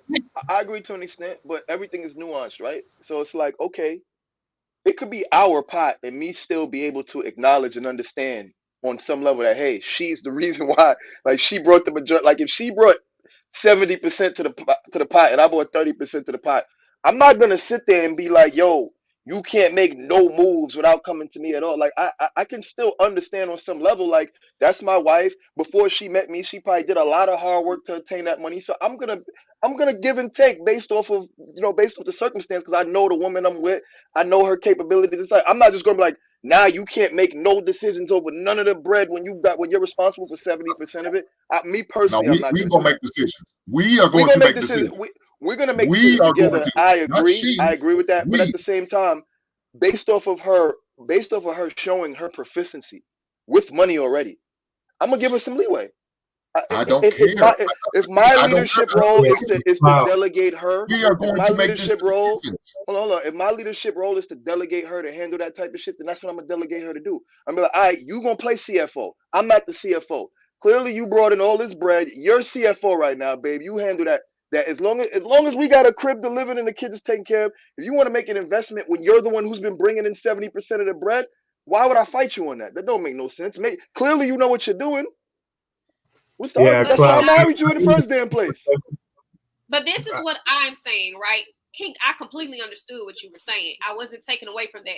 What I'm saying is you and Cloud are two men who you guys' perspective, same page. You don't care about what a woman makes in totality with or without you. You don't care about that. But the difference in you guys' mentality is you want to have an onus in everything. Cloud is more so like, if I trust her to make these financial decisions because she's been competent enough in order to even have this money in the first place. That's what I'm saying. So all in all, even with you guys, there's still a difference in how men think, and there's still a difference in what we have to deal with. So if we got two men here who already say they don't care about women's money, who would deal with a woman differently with spending her money, imagine what the other ones who actually do care about women's money would say and how they behave. It's a whole nother different ball game that we're dealing with. So Cloud, I understand the perspective that you're laying out. Is that Jasmine attempting to talk?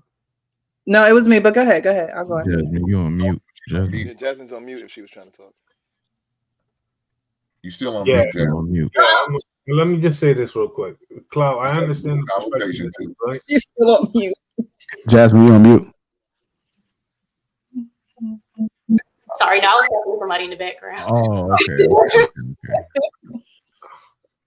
Yeah, Cloud, I understand the perspective that you're laying out, and I understand that. I'm just trying to bridge that to what Hank is trying to explain, because there's a lot of relationships where men are like the sole provider, or they probably make the bulk of the money. You know what I'm saying? Like it's 80, 80-20, 70-30, whatever the case may be, right? And they want to go buy that thing that they've always wanted to buy, or they want to go invest in something. But let's be very clear. You know what I'm saying? Their wife also wants to have a voice and also wants to have a say as to, what that man spends on. Let's not, remove that equation that because it's her money, she can just spend it however she wants. Because if we flip the same situation, there are a lot of men, even who do well, who have to be very cognizant of what they spend and how they spend it, You know what I'm saying? And they have to take their woman into account, regardless if they bring it to her like, yo, look, I'm thinking about this business, or I'm thinking about this property, etc. They're still going to involve them in one shape, way, or form. Because if not, they're always going to feel like they have the lesser voice. But I agree with the point that Hank made in terms of making that decision together, because at least they could move back from it and be like, look, we made a sound decision together, or this was the best decision for this household in our future moving forward, right? It was you know what I'm saying? You brought up the idea, but you know what I'm saying? You had her also participate and sign off on the idea. So she also has that same sort of, I don't know, fucking democratic vote, to say, for lack of a I better agree. word.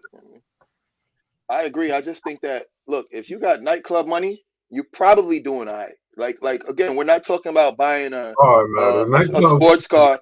We're not talking pretty about buying a sports car versus buying a minivan for the kids here. That's not what we're talking about. If you got nightclub money, to buy a nightclub, you're probably doing okay. So money is probably not an issue. So with me, I'm just saying, if I was in that scenario where money's not an issue, and my wife is a high earner, and she happens to want to invest some of that money that she's contributing to our household towards buying a nightclub, I'm gonna trust her decision. If I'm married to her, you get what I'm saying, and I've gone that far to say this is gonna be my partner, I'm saying, me personally, I would probably trust her decision. That's all I'm saying. I'm not saying she could just go make whatever decision she make without discussing it with me. But the type of person I am, I'm probably not gonna fight her much on the decision anyway, unless it's clearly a bad decision. You know what I mean? But if Yeah, it's just something where she gotta expend a little extra bread and it's risky, but we're gonna be all right either way, go ahead, do what you gotta do. yeah, Does we're that not bother me? partners. It's not the same. So I hate when people use that partner shit. Did I say But partner? Is go that ahead, what I brother. said? I didn't mean to interrupt you. I Is that was what I just gonna said, partner? We're gonna go to Precious, and then we gotta switch it up to the next.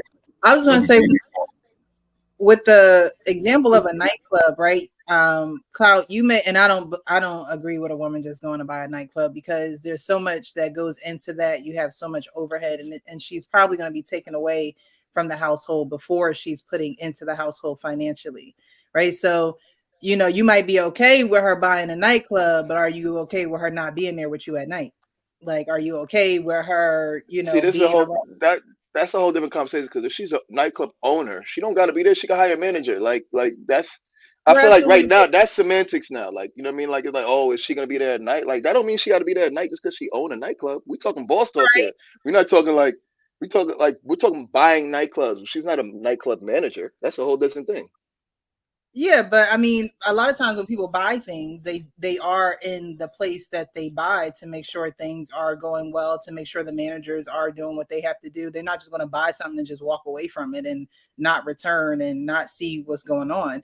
So my thing is, that's why you have to have that conversation. That's why it's not something that she could just go off and do, because if she's buying the nightclub, then she has a lot of say in what's going on with that nightclub. And if she didn't have that conversation with you about it, then okay, she buys a nightclub. But what about the other decisions that have to be made?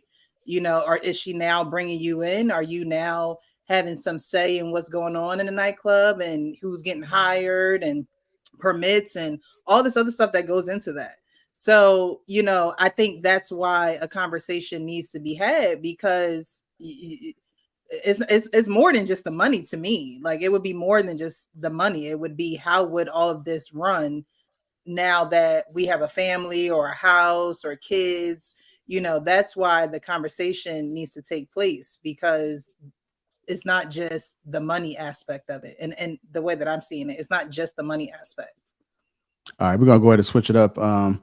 Let's talk about, why would a man fear a wanted woman? Why would a man fear a wanted woman? We'll start with you, Balance. I think insecure men feel like they could always lose their spot. So if they see that you have access to a lot of different men, they're probably like, any day now, she could be gone. Somebody could steal this woman from me. So really, he has to be a confident man, and he can't be insecure. Because insecure men are the scariest men. I say this all the time. They scare me. They scare me so much because they're liable to do anything. They're liable to shoot you, stalk you, anything. Insecure men are the worst. So, I mean, if a woman is desired by a lot of men, that insecurity it'll come out. It'll be huge. So that's all I gotta say about that. All right. Let me go ahead, Clap. That you? I was gonna say, I think a reason why a man would be insecure by a wanted woman is simply that a lot of time wanted women bring a lot of negative attention. Like even in the Bible, you look at the example of like Abraham and Sarah, right? He literally had to lie and say that she wasn't his wife because he was terrified that somebody would try to kill him to take his wife. And I think women look at it from the insecurity perspective, but they don't look at it from that perspective. Like men have like a low level threat of violence that we have when interacting with each other. And when you have a very desirable woman, you're often put in a position where you have to risk your life to protect her honor or protect her in any way a lot more than a woman who might not be as heavily desired. So I think sometimes for men it does stem from insecurity, but sometimes it just stems from a place of like this brings negative energy into my life. This brings unwanted attention. If I have her around, people are watching my moves. If I have her around, there's constantly going to be men approaching. Those men approaching could lead to arguments, lead to fights, lead to shootouts. Like there's you know what I mean. There's always going to be somebody watching my house simply because this super attractive woman is always around me. It's not always as fun as it might seem. You know what I mean? Like when you have dudes gunning for you because they want your girl, when people are trying to backstab you because they want your girl, you know, when every person that's looking at you that's supposed or people that are supposed to be your friend really in the back of their mind have intentions for your girl because she's so desirable, that's not a fun place to live in. That's not a fun space to be in. That's not a comfortable place to live in. Bounce, I seen you came off the mic. Being desirable? I don't know. I think I just feel like it's that would be the case if this woman was giving these men attention, like a reason, like just give me a reason, right? Like she's just giving these men a reason, and the man that she's with, like, why do I gotta fight off all these niggas? Like, what is the problem? But I don't know why a man would fear a wanted woman. I just Well, think because that there'll always be other men giving her a reason to give them attention. There's always going to be another man trying to do something to undermine or disrespect you, or even saying something to disrespect. Oh, that nigga ain't this and that. That nigga ain't this and that. Oh, let me cover this for you. Let me do this for you. There's always like niggas is grimy when it comes to women. And honestly, if you think about what most niggas die, especially in the hood over, it's females. That's like so a desirable female, like the most desirable female in the hood. I guarantee you, she's gotten somebody killed. Point blank. Period. Code. Somebody's You gotta died say over her. Somebody's fought over her. it's Somebody's her died over her. fault or Somebody got the shot over her. emotions of I'm a not man. saying it. I'm not saying it's her fault. No one's blaming her. I'm just answering the question as to why a man would fear that. Because the world that men live in is different from the world that women live in. A man would fear that because a desirable woman can in fact be dangerous. Simple as that. Wait, I have a Like y'all might question. not see it that way. I got a question for you because you bringing out women from the Bible, but you skipped over Esther. But I do want to ask you, like when you think about a desired woman, if you could choose between a woman who's a 10 and has great character and a woman that's a 3 and they have equally great character and they have all these great qualities, you're going to choose a 3? Obviously, I'm going for the 10 with great Oh, character. If they okay, both okay, have great okay. character, that's obvious. I mean, that's like Okay. a bad question. Like Not really, that's because a what you're saying that's not a sounds more so balanced fearful. question. A more balanced question would have been if you asked me if I would take a 10 with a bad personality versus No, a that doesn't make 6 with a sense. good personality. That would be balanced. So if you're talking about a 10 with a Mm-hmm. bad personality versus a 6 with a good personality, I'm gonna take the 6 with a good personality. Me personally. Okay. Her question made sense just because like you want a person with a good personality either way, but Right. you fear a wanted woman though. Even though she has a great personality, there's still gonna be niggas in her inbox and all this stuff like that. But she's a great person, great personality. Are you still gonna be insecure? Like and But everybody if they have equal personality, of course you're gonna go for the more attractive one.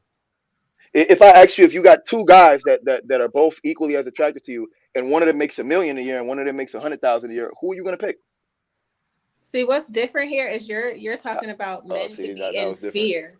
You're talking about men could be in fear because a woman is a wanted woman. And it really depends on Precious was saying, the character of the woman. Because you could be a wanted woman all day, but if you're not giving any of these men any attention, it doesn't mean anything. And then you could be a woman who's not that attractive, but you give your energy and attention to every man that looks at you. So I think that's naive. I think that's naive. I think that's naive. I think that y'all underestimate.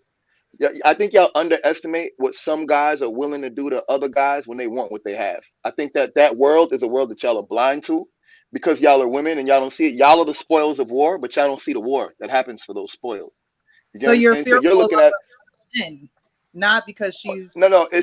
It's all right. The same reason a dude would be fearful of having a desired woman is the same reason he'd be fearful for walking outside with $100,000 chain on. The chances are that there's somebody out there that's going to want what you have, and you never know what they're going to be willing to do to take it from you. That's all I'm saying. A target goes on your back when you have a certain level of value, when you have something that's a certain level of value. All right, like I did see Paradise and Luis agreeing with Clout. So if you guys want to shed a little bit of your perspective, maybe it might tie it in. Yeah, I completely understand where Precious and Balance is coming from. As a woman, it does for us make a difference how a woman receives negative attention, which is why I'm always very cautious of it. But I understand where Cloud is coming from because he's not lying. There's a lot of the most long-standing feuds have happened because it was a woman somewhere involved, whether it was an attraction of her or some form of protection of dominance that needed to occur over her. And basically what they're saying is when I have something that another man wants, because we just had a whole conversation about a man chasing a woman for how long? When another man has something that another man wants, there's no telling what that man is willing to do or how far he's willing to go in order to obtain that woman. And women don't understand a lot of times the power that we have because we are being naive. Something so simple as pillow talking, right? Every time you talk to this man, you may be going to vent to him. You may not have no intentions on sleeping with him, but he's intentionally looking for your man's weak spot. He's intentionally looking for what is going to be the opening door, the vulnerability in order to break down this relationship. That's why dirty macking is not considered an honorable thing amongst men. Like, you didn't have to throw dirt on me to go get that woman because we don't understand the levels that men will go to in order to assert their dominance amongst other men. And I think that a lot of times we don't realize how much of a trophy or how much some men will really go out of their way to be with us. Like, we may not be enticed by the flattery. Like, I get it all the time.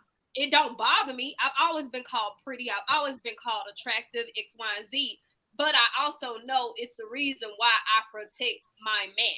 Because I really don't understand if this man would do these things to me, he would randomly send me his private. He would send me money. He would, offer to take me on a trip. What would he do to this man to have me? Nah, I mean, that is the truth.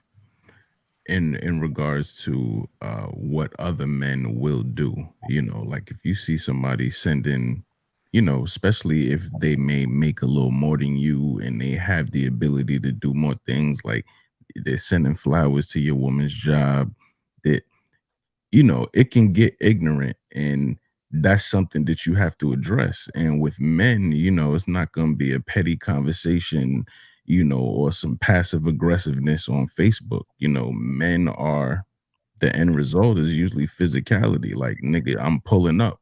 What are you doing? Like, this is my girl. What the fuck is your problem? And that's how men deal with it. Women kind of stay out of that part.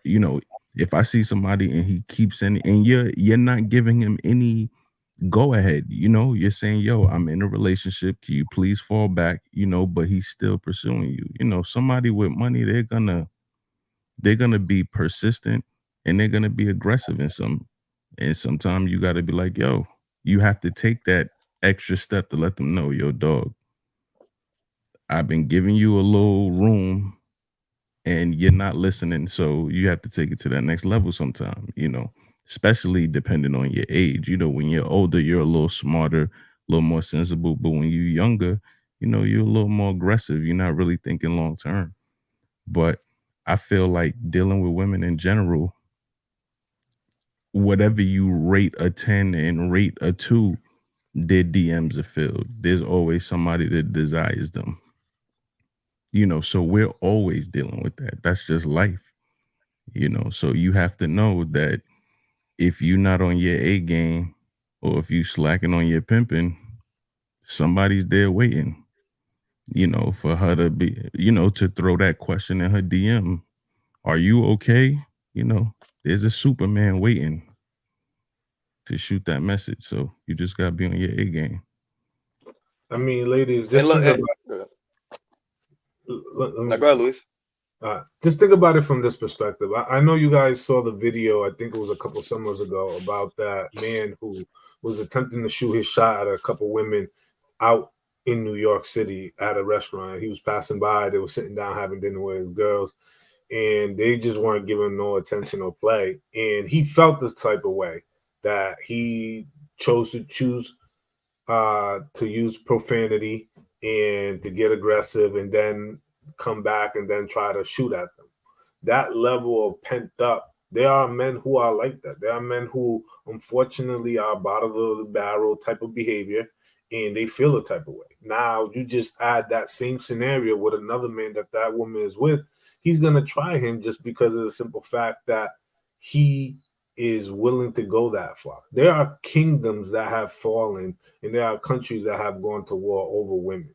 Like, this is like one of those long standing few conversations that have always spanned the time of history. You know what I'm saying? And I think that people need to just be, I don't think it's fear. I think it's awareness. And somebody brought that up in the chat, which was perfect. You know what I'm saying? I don't think it's fear. I don't think a man fears another man, but he is self-aware of what another man is capable of doing. You know what I'm saying? Especially when his back is turned and especially when he's not paying attention, right? There are always people plotting against you, even when you don't notice. And it's always usually sometimes the people who are most closest to you. Yep. So would a man not get with a woman because she's wanted because he don't want to have to deal with other men? No, I wouldn't. I wouldn't say that. You I think he would weigh it in his options. You consider it. Cloud was just answering the question, so he was just saying why. I don't think Cloud was saying that. No, but I'm just asking the question at this point. I'm not talking about what Cloud was talking about. Right, well, no, I don't think that's the case. Oh, okay. I think that's the case. Say if okay, let me use Eva Pigford, who was dating, that dude who was physically abusive to a, nigga little cuckoo. Kevin McCall. Right. If I'm somebody who is, potentially dealing with her or thinking about getting in a relationship with her, and I see all of this that he's done, new people have came into her life and he's made things difficult. Like me, I'm not trying to deal with that, yo. I have a very relaxed life. I do not need nonsense. I do not need stuff that is gonna take my freedom away. So in that situation, yes, she's a beautiful woman. She had a lot going for herself.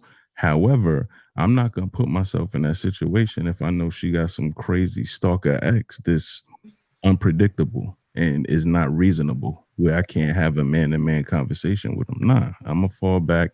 You clear that up. If you need to. That makes I think it's the same with a woman. Like, I don't think a woman should deal with a man who got crazy exes or people that are just out of their mind because they don't know how to control themselves. I think it comes down to the person at hand and not necessarily the other person that they're with, per se. I would say that makes sense in that particular dynamic because of the fact that she was very vocal about the fact that even her and her former attorney husband had to move several times at the wits of this man. They didn't know. Like, she's getting other people to purchase houses for her under an alias because of the fact that she didn't want to be found by him. So that makes complete sense. I don't think, again, we take into consideration how much of that goes into your peace, your livelihood. You know, like it's a lot that comes with it, and they may not deserve it. They probably didn't even do anything to encourage it and took the necessary steps. But I do have the right to say your attractiveness is not enough in order to have my peace of mind. Look at the Ruby Rose girl. I mean, I agree with Jay too, because I wouldn't want to. I actually turned down dudes that I thought was very like super attractive that girls always want to talk to and stuff. Because I was like, I just don't want that smoke. Like it's a little draining to have to always dealing with. We went out on one date and I just girls like, oh hey, such and such. Like I always got to give them hugs and stuff. I was like, that's gonna be annoying. How about we don't do this? It's not fear. It's just annoying. Yep. I'm going to I be think it's the honest. same stigma women might have about like dating DJs and party promoters and rappers. It's like, why do you want to be with somebody that is always attracting suitors to them? Like, it's just no point in that. I don't want that.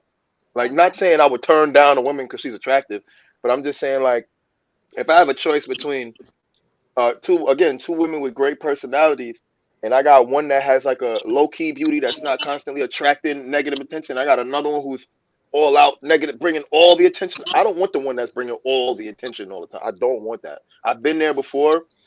It's not good. It's not fun. You have one that's a bottle girl and one working the call center. You choosing the call center, right? You said what? He said a bottle girl versus a call center girl.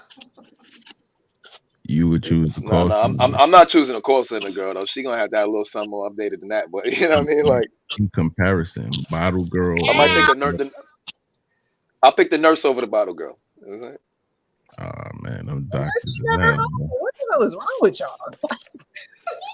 She's never home. Well, like them nurses are the ones that actually going well. There's a lot of nurses that go into that field because they know the money. The nurses are retired bottle girls. And they see with they see with all the other doctors that they're just as much as. All right, you know I'm gonna have to rethink that one because I ain't know all of that about the nurses. Let me rethink it. A lot of times it be the you gotta evaluate. Go ahead, Shonda. Can y'all hear me? Yeah, we can hear you. Go ahead. A lot of times it be the attractive females that everybody think that you have everybody, but those are the main ones that are single or because it's more so of trying to find that diamond in it's that quality over quantity pretty much. Did I say it right? Yeah. So that's what you basically that woman or man is looking for. When you have so many people hitting you up in your DMs, you don't know, it's like, who sent you? What do you want? You don't. So it's like hard to decipher. And it's not always those women that has everybody just because so many men are after them. Y'all, if that makes sense. So that definitely makes sense. To be honest, I hate to say it like this, but it's more of the, I hate to say it like this, a lot of the more so unattractive women that are the ones that are in a lot of men's face and really have them, like really, I'm just being real. I'm just being honest. Like, so yeah. But I think that that's intentional too, because I feel like now the more attractive women, they honestly believe they have more access to whatever is higher up. I think that they have overloaded their youth. That I think that's what that is. It's not a thing of that they don't want to be with the man. I think that they think that they're above the men that they are attracting, and it means nothing to them. When in reality, if 100 people tell you you're beautiful, that's a lot. That's a lot of people. But people are so used to this gratification that they have taken for granted of it. But all in all, I also don't think that we have taken into consideration these men. They know how they got the woman that they got with. So for me, I know that if a man was to approach me, he sees how I respond to him in the DMs. First thing he's going to think, she talked to me like that. I'm sure she talked to other men like that. So that's another thing we have to take into considerations in these caveats. She may be beautiful. I know it's other men who want her, but how was she when I initially met her? How did she respond to me? What was she on then? Because if another man catching her eye and she was doing this for me, what's she doing for him? And a lot of these women, they very easy to get because all they want is their currency, which is attention. Mm-hmm. All right, let me go ahead and put this last one up, which is, why would a man fear a well-known woman? And just to give a little bit of context, I'm gonna bring the video back where he talks about it. That you don't stand a chance. Well-known women usually have some measure of power, influence, or authority. An insecure man will never gain the attention of a woman like that. They assume, oh my gosh, she's got so much authority. Her name is so great. She's famous. I could never have her. But just because she fills the role effectively in her occupation, her position, her field of work, doesn't necessarily mean that she doesn't want to submit at home. As opposed to being intimidated, guys just got to step up to the plate. Because me, I holler at all.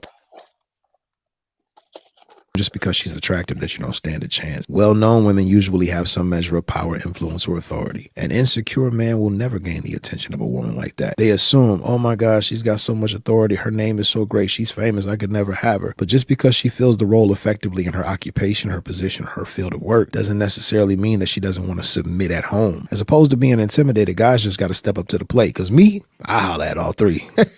Matter of fact, God, make Voltron for me. 3 and 1. Let's get it. Shows and food.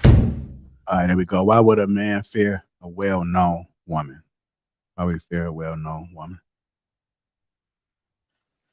Well, I guess I'll speak. But this is it. I don't think it's fear. It's just insecurity. It's more so insecurity. I just feel like this word fear is just crazy. A man fearing something. I mean, I'm not saying that men don't fear things. I'm just saying it's a big word to use with what we're talking about. But a well-known woman, a man might be insecure that other men know her, or like he said, she's famous or she's just well known. He just may be insecure thinking that he doesn't have a chance, he doesn't stand a chance. And you have to get to know that woman to know, what and who she likes. Because just because she's well known, maybe she has something good to say.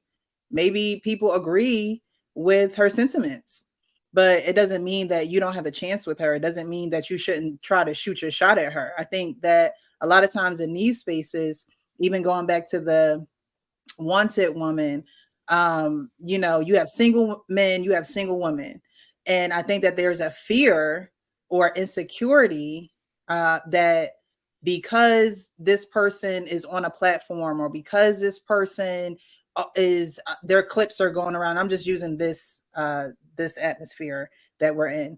I'm not going to try and holler at her or him because everybody is doing it, because they're known. Everybody knows them. They talk to everybody, even just this platform, right? JR has to reach out to people in order for them to be a part of what he has going on. There may be somebody that's like, oh, I'm not going to try and talk to JR because he just talks to everybody. Well, he has to talk to everybody in order for them to be on board. Now, the extent that he's talked to them is his business. But just in this atmosphere, you would think that a lot of you would think that if you shot your shot at somebody, that's just what it is. But I think a lot of people bring everything else into it when they don't have to. We're all just regular people. We're all just doing what we do, being real with ourselves. But I think that a lot of people bring all the extras into it, and that's the insecurity talking.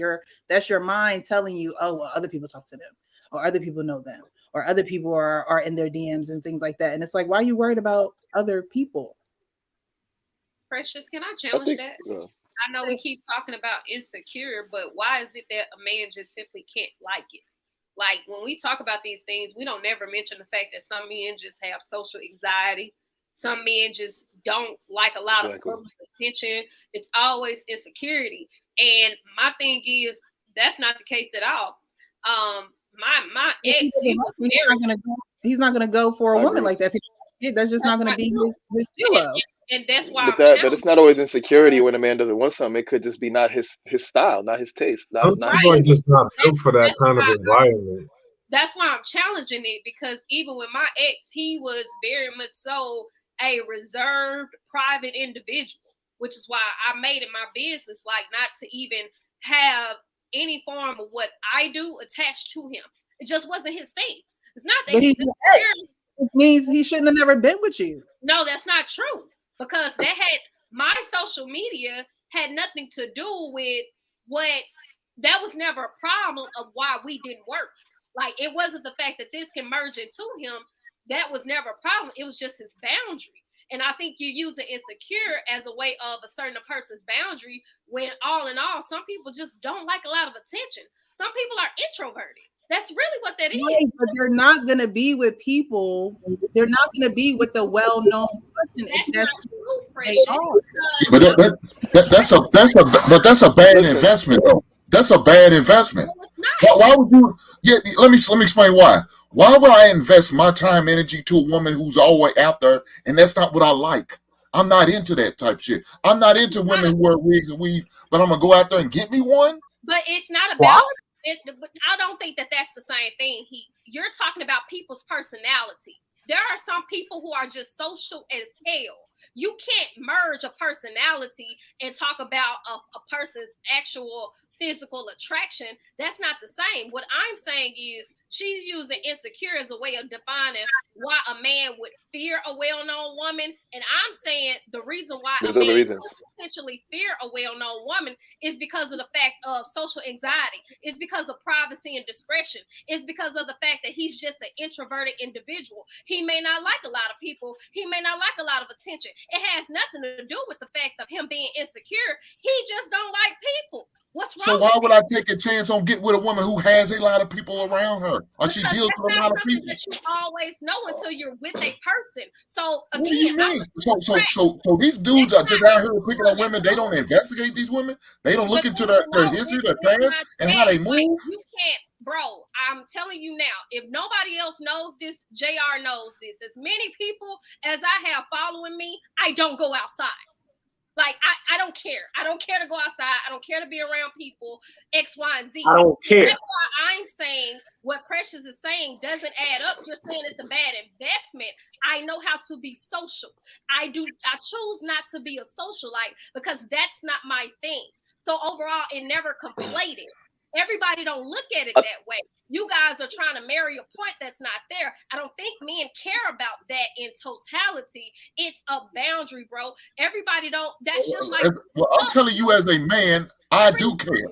I want to date a club. I heard what you're saying. You somewhere. You have to. Because you're getting me from a woman's point of view. I'm telling you, as a man, I do care. If I'm an introvert, there's no way I'm gonna go out and get with a woman who has to be around everybody at all times, who's always got attention on them.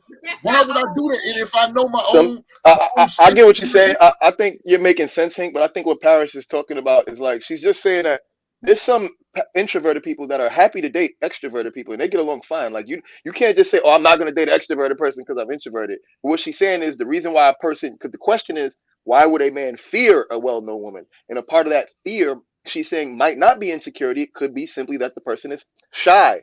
It could be that the person has social anxiety. So when they think about, so hold on, let me. So when they think about the possibility of dating this person, one of the things that might push them, give them a little bit of fear, even if they want to pursue the person, might be, hey, this person has a lot of people around them and it causes social anxiety. Now, to add to this, I would just want to say that I think it really depends on why the person is well known and why they're famous. Like, are you Mia Khalifa? Or are you Maya Angelou? You know what I'm saying? Because it's like, if you're Maya Angelou, I'm not mad at that you're, well, everybody know Maya Angelou. But if everybody knows you because they saw somebody nutting on your face on camera, that's not the attention I want in my life.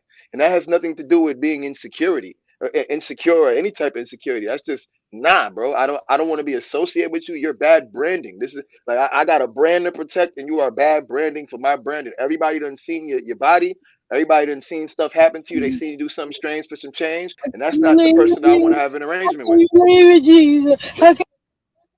But that don't got nothing to do with insecurity. So I get where Paris is coming from. I think a lot of times when we talk about men's boundaries, we like to say, oh, well, if he wouldn't want a loud woman, it's because he can't handle a loud woman. Oh, if he don't want an aggressive woman, it's because he's not man enough. It's like, no, the nigga just don't like aggressive hoes. That's it. He just likes sweet women. It's not because it's like it's always women who do this. You know what I'm saying? It's like, oh, But He can't it's handle a strong woman. No, the nigga just don't want to handle a strong woman. Some niggas like dealing with. I understand that, but we're Some talking people like about lap dogs. Some people like something pit like bulls. that, though, brother.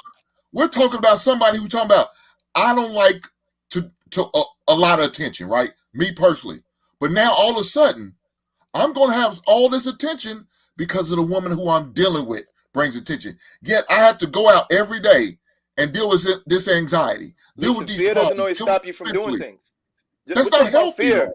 It's not Why would healthy, I but that's put not what the myself in that conversation is about, situation? Hank. The conversation is about what would cause the fear, not what you do with that fear and how you respond to that fear. That's up to the individual. I don't care how an individual responds to their fear.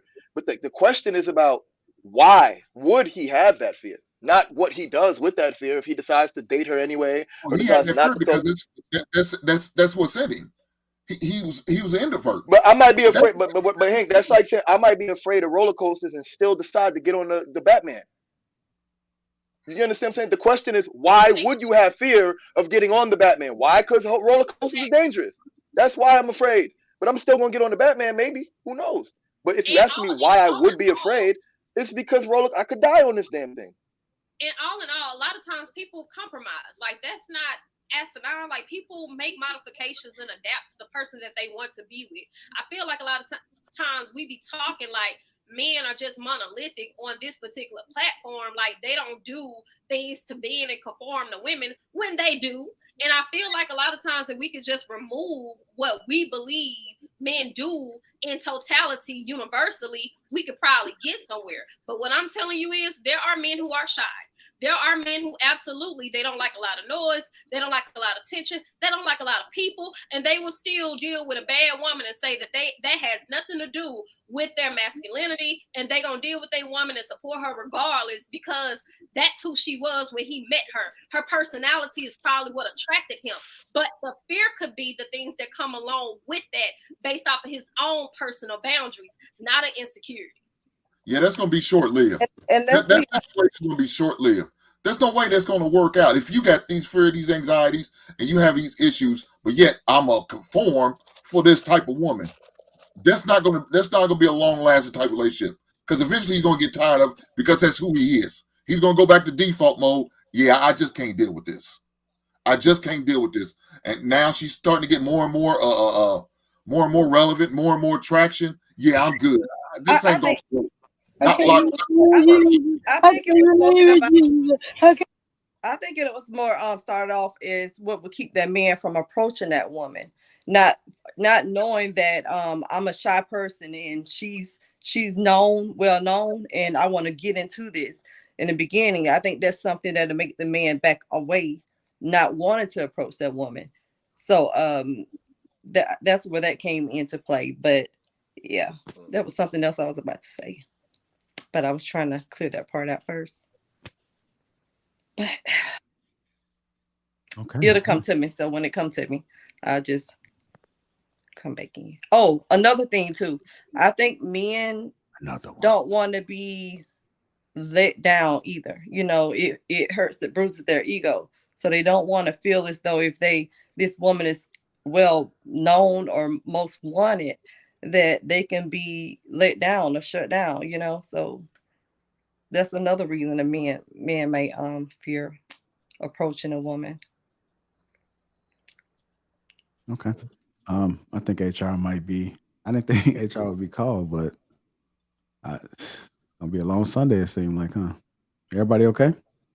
Okay, why? What's I going on? don't know. It got a little spicy up there, man. Did it?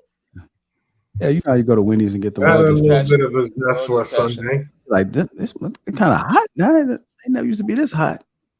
It's sort of a little soft. But Jasmine, anything you want to add to this? I know. I feel like y'all touched on pretty much all the points of why Hey. a well-known woman. You say you don't want no problems. I get it. I know. You got I don't think I can add anything. The floor is yours, Jasmine. I don't know. Like, I think it just goes back to the thing we were just talking about in the last topic, where it's just you just don't want to deal with that headache of, oh, she know everybody. Like, I know girls that are like that. It was like, oh, they're single because guys know that she's been like passed around, or she's been known to be with different people, or she's just known in these streets or whatever. So the guys try to steer away from her. Or at least guys that's looking for marriage, they're trying to steer away from her. But the guys that's just looking for a good time, get plenty of those. But like it's just, I don't know. I'm in the space where I'm looking for marriage, so I'm not trying to be in the streets. I'm not trying to be known in the streets, but I'm outside like a lot just because just the things I do, like in my career and everything. But I very much like to be in the house watching Law and Order. So it's like they might think I'm well known. I remember I was dating a guy back when I lived in another city, and he mentioned to me something about a girl said, "Oh, you're dating her? Like she always be places and da da da da." And I was like, "That don't." She like people are judging just because they think you're outside and they don't know what you're really doing when you're outside. Yeah. So it's just like, I mean, hey, it is what it is. But if you want to date, it's just your preference. Just do what you feel. You know, you can date a girl that's outside as long as you're confident enough for it. There you go. Jay, you want to add something? No, everything was spoken on. What else? Who was that? I heard somebody. Oh, I was just about to say, Jasmine, you're so cute and little bitty.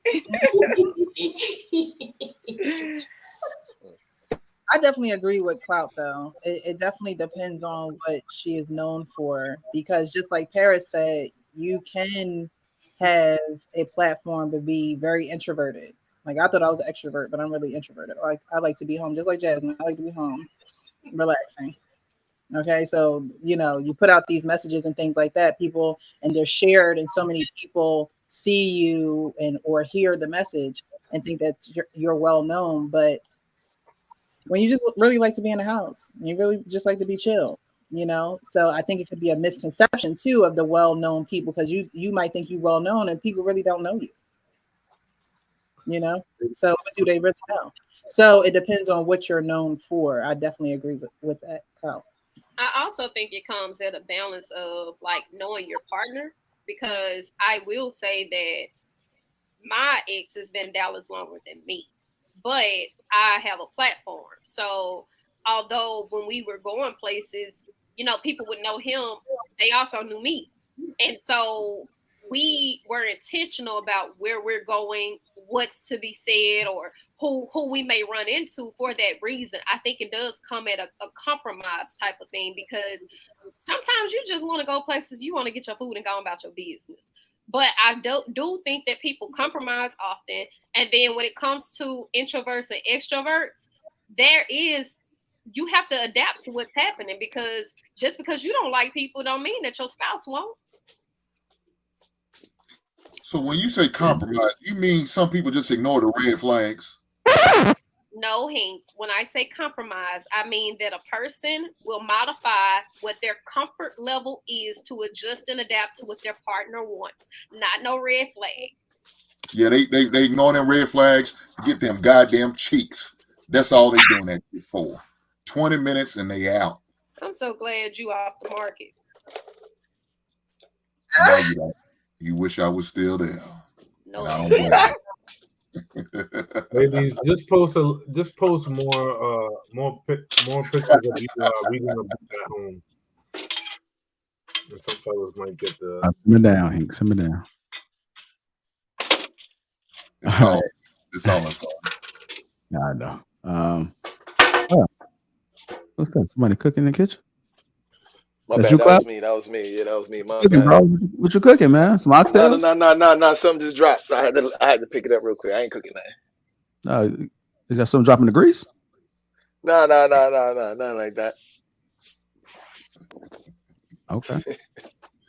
Do we gotta do an investigation? I can contact HR. We can, have to call the pitch lady out. What's going on, bro? Might have to do well-being check. Yeah, I might have to.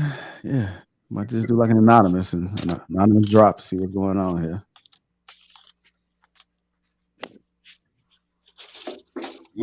Louise, what you about to say?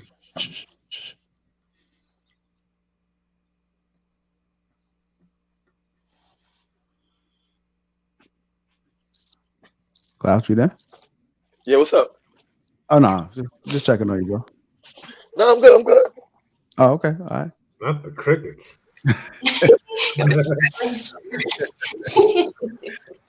I'm just still being funny. Anyhow, man, good convo. Good convo. Anybody you got any final thoughts? No, I thought Luis was about to say something before we cut him off. Go ahead, to the glasses. I'll go ahead, Louis. Is men couldn't fear anything but God. That's it, and that's why. All right. Well, Louis, you want to say anything? Yeah, post more books. Post more books of you reading, and and the fellas might get a hint. All right, there you go. There you go, ladies. It's a I gem. want to say, men, if you want that woman, go for her. Just don't be discouraged. You know, she might tell you no, but it's all right. That's right, because you know why? Because she might circle a block later. Let's take it full circle. All right, we're going to get to these couples. Did these already? Yeah, did these already. Star. I want to thank everybody for tuning in. Again, it's been an excellent show. If you're just tuning in midway, I suggest you go back because you missed a lot of valuable information out there. Shout out again to the sponsor, Team Hanley. Complicated skincare for men, 30% off alone, a free gift. It is an excellent gift for your skin. If you're looking for a gift, click that link that's in the chat. Also, me and Sugar Curls collabed. We collabed. Assured Men, Lapeef-ing Sugar Curls, King on top. You know, we got the beard, face, body cleanser, the hair oil, the face, body, and moisturizing lotion. And we got the beard and hair balm. So make sure you check it out. You can get everything or you can get it in tubes.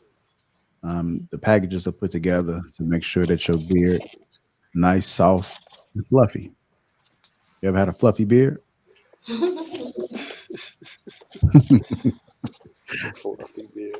Are y'all gonna the Black Santas this year at Walmart with the bell? I thought about it, man. You know what? I do have an event that I'll be doing in Chicago. I think February or something like that. It's an event that we got invited to, man. So looking forward to that. That should be nice. It's a good product. I'm not just saying it, man. I was using it for about 3 months before I could even announce anything. And I had to go back and forth just to kind of curate it the right way. So if you haven't, shout out to everybody that has purchased. Make sure you leave those reviews. And if anybody have any questions, just go to the site and we'll make sure that we give you all the information that you need. And it's an excellent Christmas gift. I know it's hard to find gifts, especially when it comes to beards. But this one, if you know anything about Sugar Curl products, which a lot of people do know, they've been raving about it. It's a lot of thought that's been put into it from scientific. I brought in everything else. You know, I'm not a scientist, but Sugar Curl is. So then when everything else that the men need, that's when my input came in. And so we collabed together, which made the perfect match, because then you have the scientific method behind it. And then you also have what men are looking for. So I have certain things that I like. The smell, they got to shine. I don't know if men like their tires to shine, they like their beards to shine. Anything black, we like it to shine, right? So if you ever go in there, it's more than one Christmas tree that's lighting up. That beard is going to be gleaming. It's going to be catching it. Hey, what you put in your beard? I'm like, hey, get to shine like that. Assured Men. So go ahead and click that link that's pinned to the top of the chat and go ahead and get your husband and your sons and uncles and grandfathers. It's even if it's gray, it does good for it too, man. You ever seen a gray beard shine? You ever seen that salt and pepper shine, Hank? Oh yeah, I got that. Okay. Yeah. You ain't got Assured Men yet. I haven't seen your name. I'm at to invest. You go out to invest, man. I'm looking for your name, man. I know that's right. Yeah. Like I get the notification for it. I'm waiting, Hank. 4, 3, 2, 1. I got you. All right, y'all. I think we out, man. Let's make sure we support each other. Everybody have their own individual things that's going on. So make sure we support each other. Go to the Instagrams. Jazz, we got anything special going on? I'm not sure. Anything you want to announce? Okay. Not at the moment. I am chilling. Okay. All right. Well, that's cool. I like to support each other. I want people to like to keep it all. I like to make sure we support each other. And most people on the platform do have YouTube channels. Clout dropped a freestyle track. Thanks to everybody that did share it. Make sure y'all check out Cloud. He's real good with that pen. And even some people can write, and then some people can just have somebody write for him. Cloud can do it all, and he even sings, man. So he just. What's your IG, Cloud? He bumping Cloud in the car. CloudJones.com or go to Big Cloud Jones on Instagram. I'll type it in the chat. Yeah. Okay. Yeah, man. Y'all make sure y'all check out Cloud, man. Cloud doing some things over there, man. I heard that it kind of put me in that Kendrick Lamar type of spirit, man. So y'all make sure y'all check him out. I don't know who's I don't know who's on the instrumentals, man, but I like it, man. I like it, man. Make sure you get that track to me, man. I'm not sure if I ain't gonna plan nobody track because every time somebody plays something, they say it's clear, and then it come out, it's not even clear. So somebody own a part of it, a sound, a melody, or something like that, and they talking about some damn copyright. So I don't know, but maybe we can see what we can do, man. Maybe I might have to try to do a test or something. Let's see. Figure it out, man. Yeah. I might just have to make a track just for Lapeef with like a royalty-free instrumental or something like that. Yeah, you know what? You could probably send me just the vocals, and then I'll see if I can put it on the track. All right. And then we could probably do it that way. Like and that way we get something out there. Yeah. You know, don't worry about Death Row. Just come over and sign over to Lapeef Records, man. We got you, man. We're gonna make sure. that actually flow, Lapeef Records. Yeah. Lapeef Records, man. Come on over there, man. How you do a little something over here, man? We're gonna show it how it's done over here. We're tired of the executives being all over Instagram, being accused of things. No, come over to Lapeef Records. It reminded me of Dreamgirls. That's one of my favorite movies. What are the Lapeef Shoulder Records? Oh man. All right, man. We out of here, man. Yeah, make sure y'all check out Paradise too, man. She always going viral for something, man. She always saying something slick at the mouth. So. All right, everybody, have a good one. Yeah, especially with everything going on with Blueface and it's crazy. I just seen that Blueface. Yeah, I just seen Blueface said something about she did something with Offset, man. I'm like, damn. I'm keeping up with it. He capping about that DNA test, right? Man, I have no idea, man. It's just getting. I don't understand. Like, what's the point of putting everything like the comment?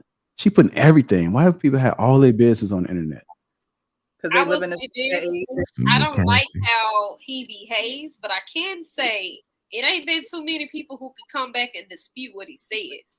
So he ain't known to be a liar. I just don't like the way he carrying on about it. It's very immature.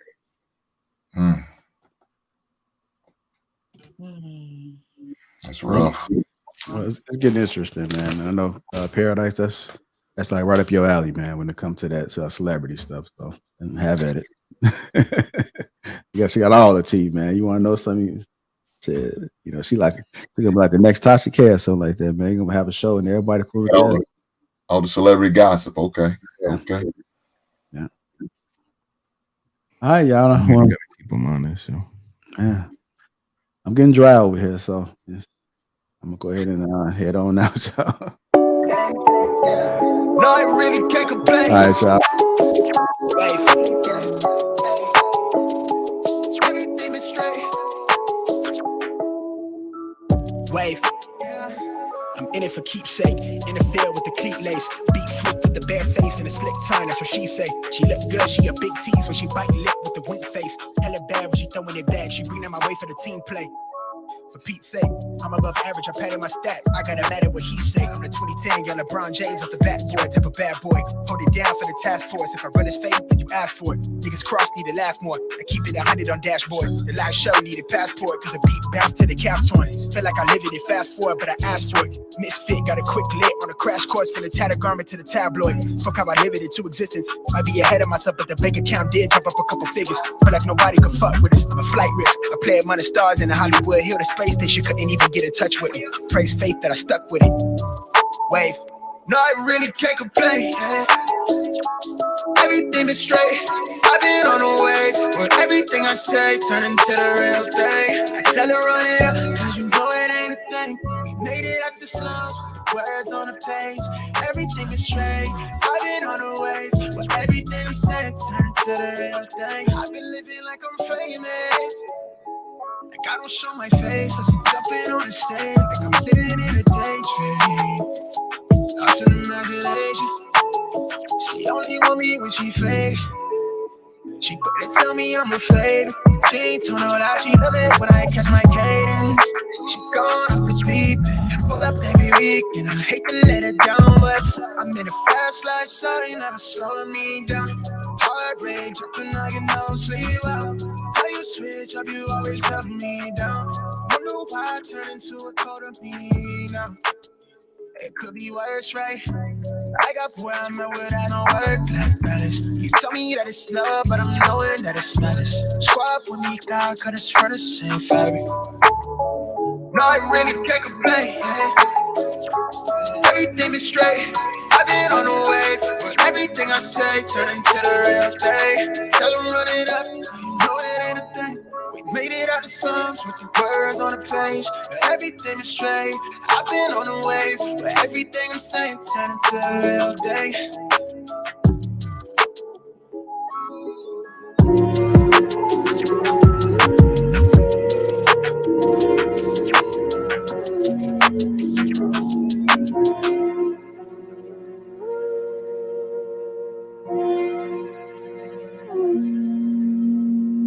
Flexing ain't discreet about it. Extra read about it. Say you wanna beef about it. We gon' come and see about it. Flexing ain't discreet about it. Extra read about it. Say you wanna beef about it. Find out nothing sweet about it. Flexing ain't discreet about it.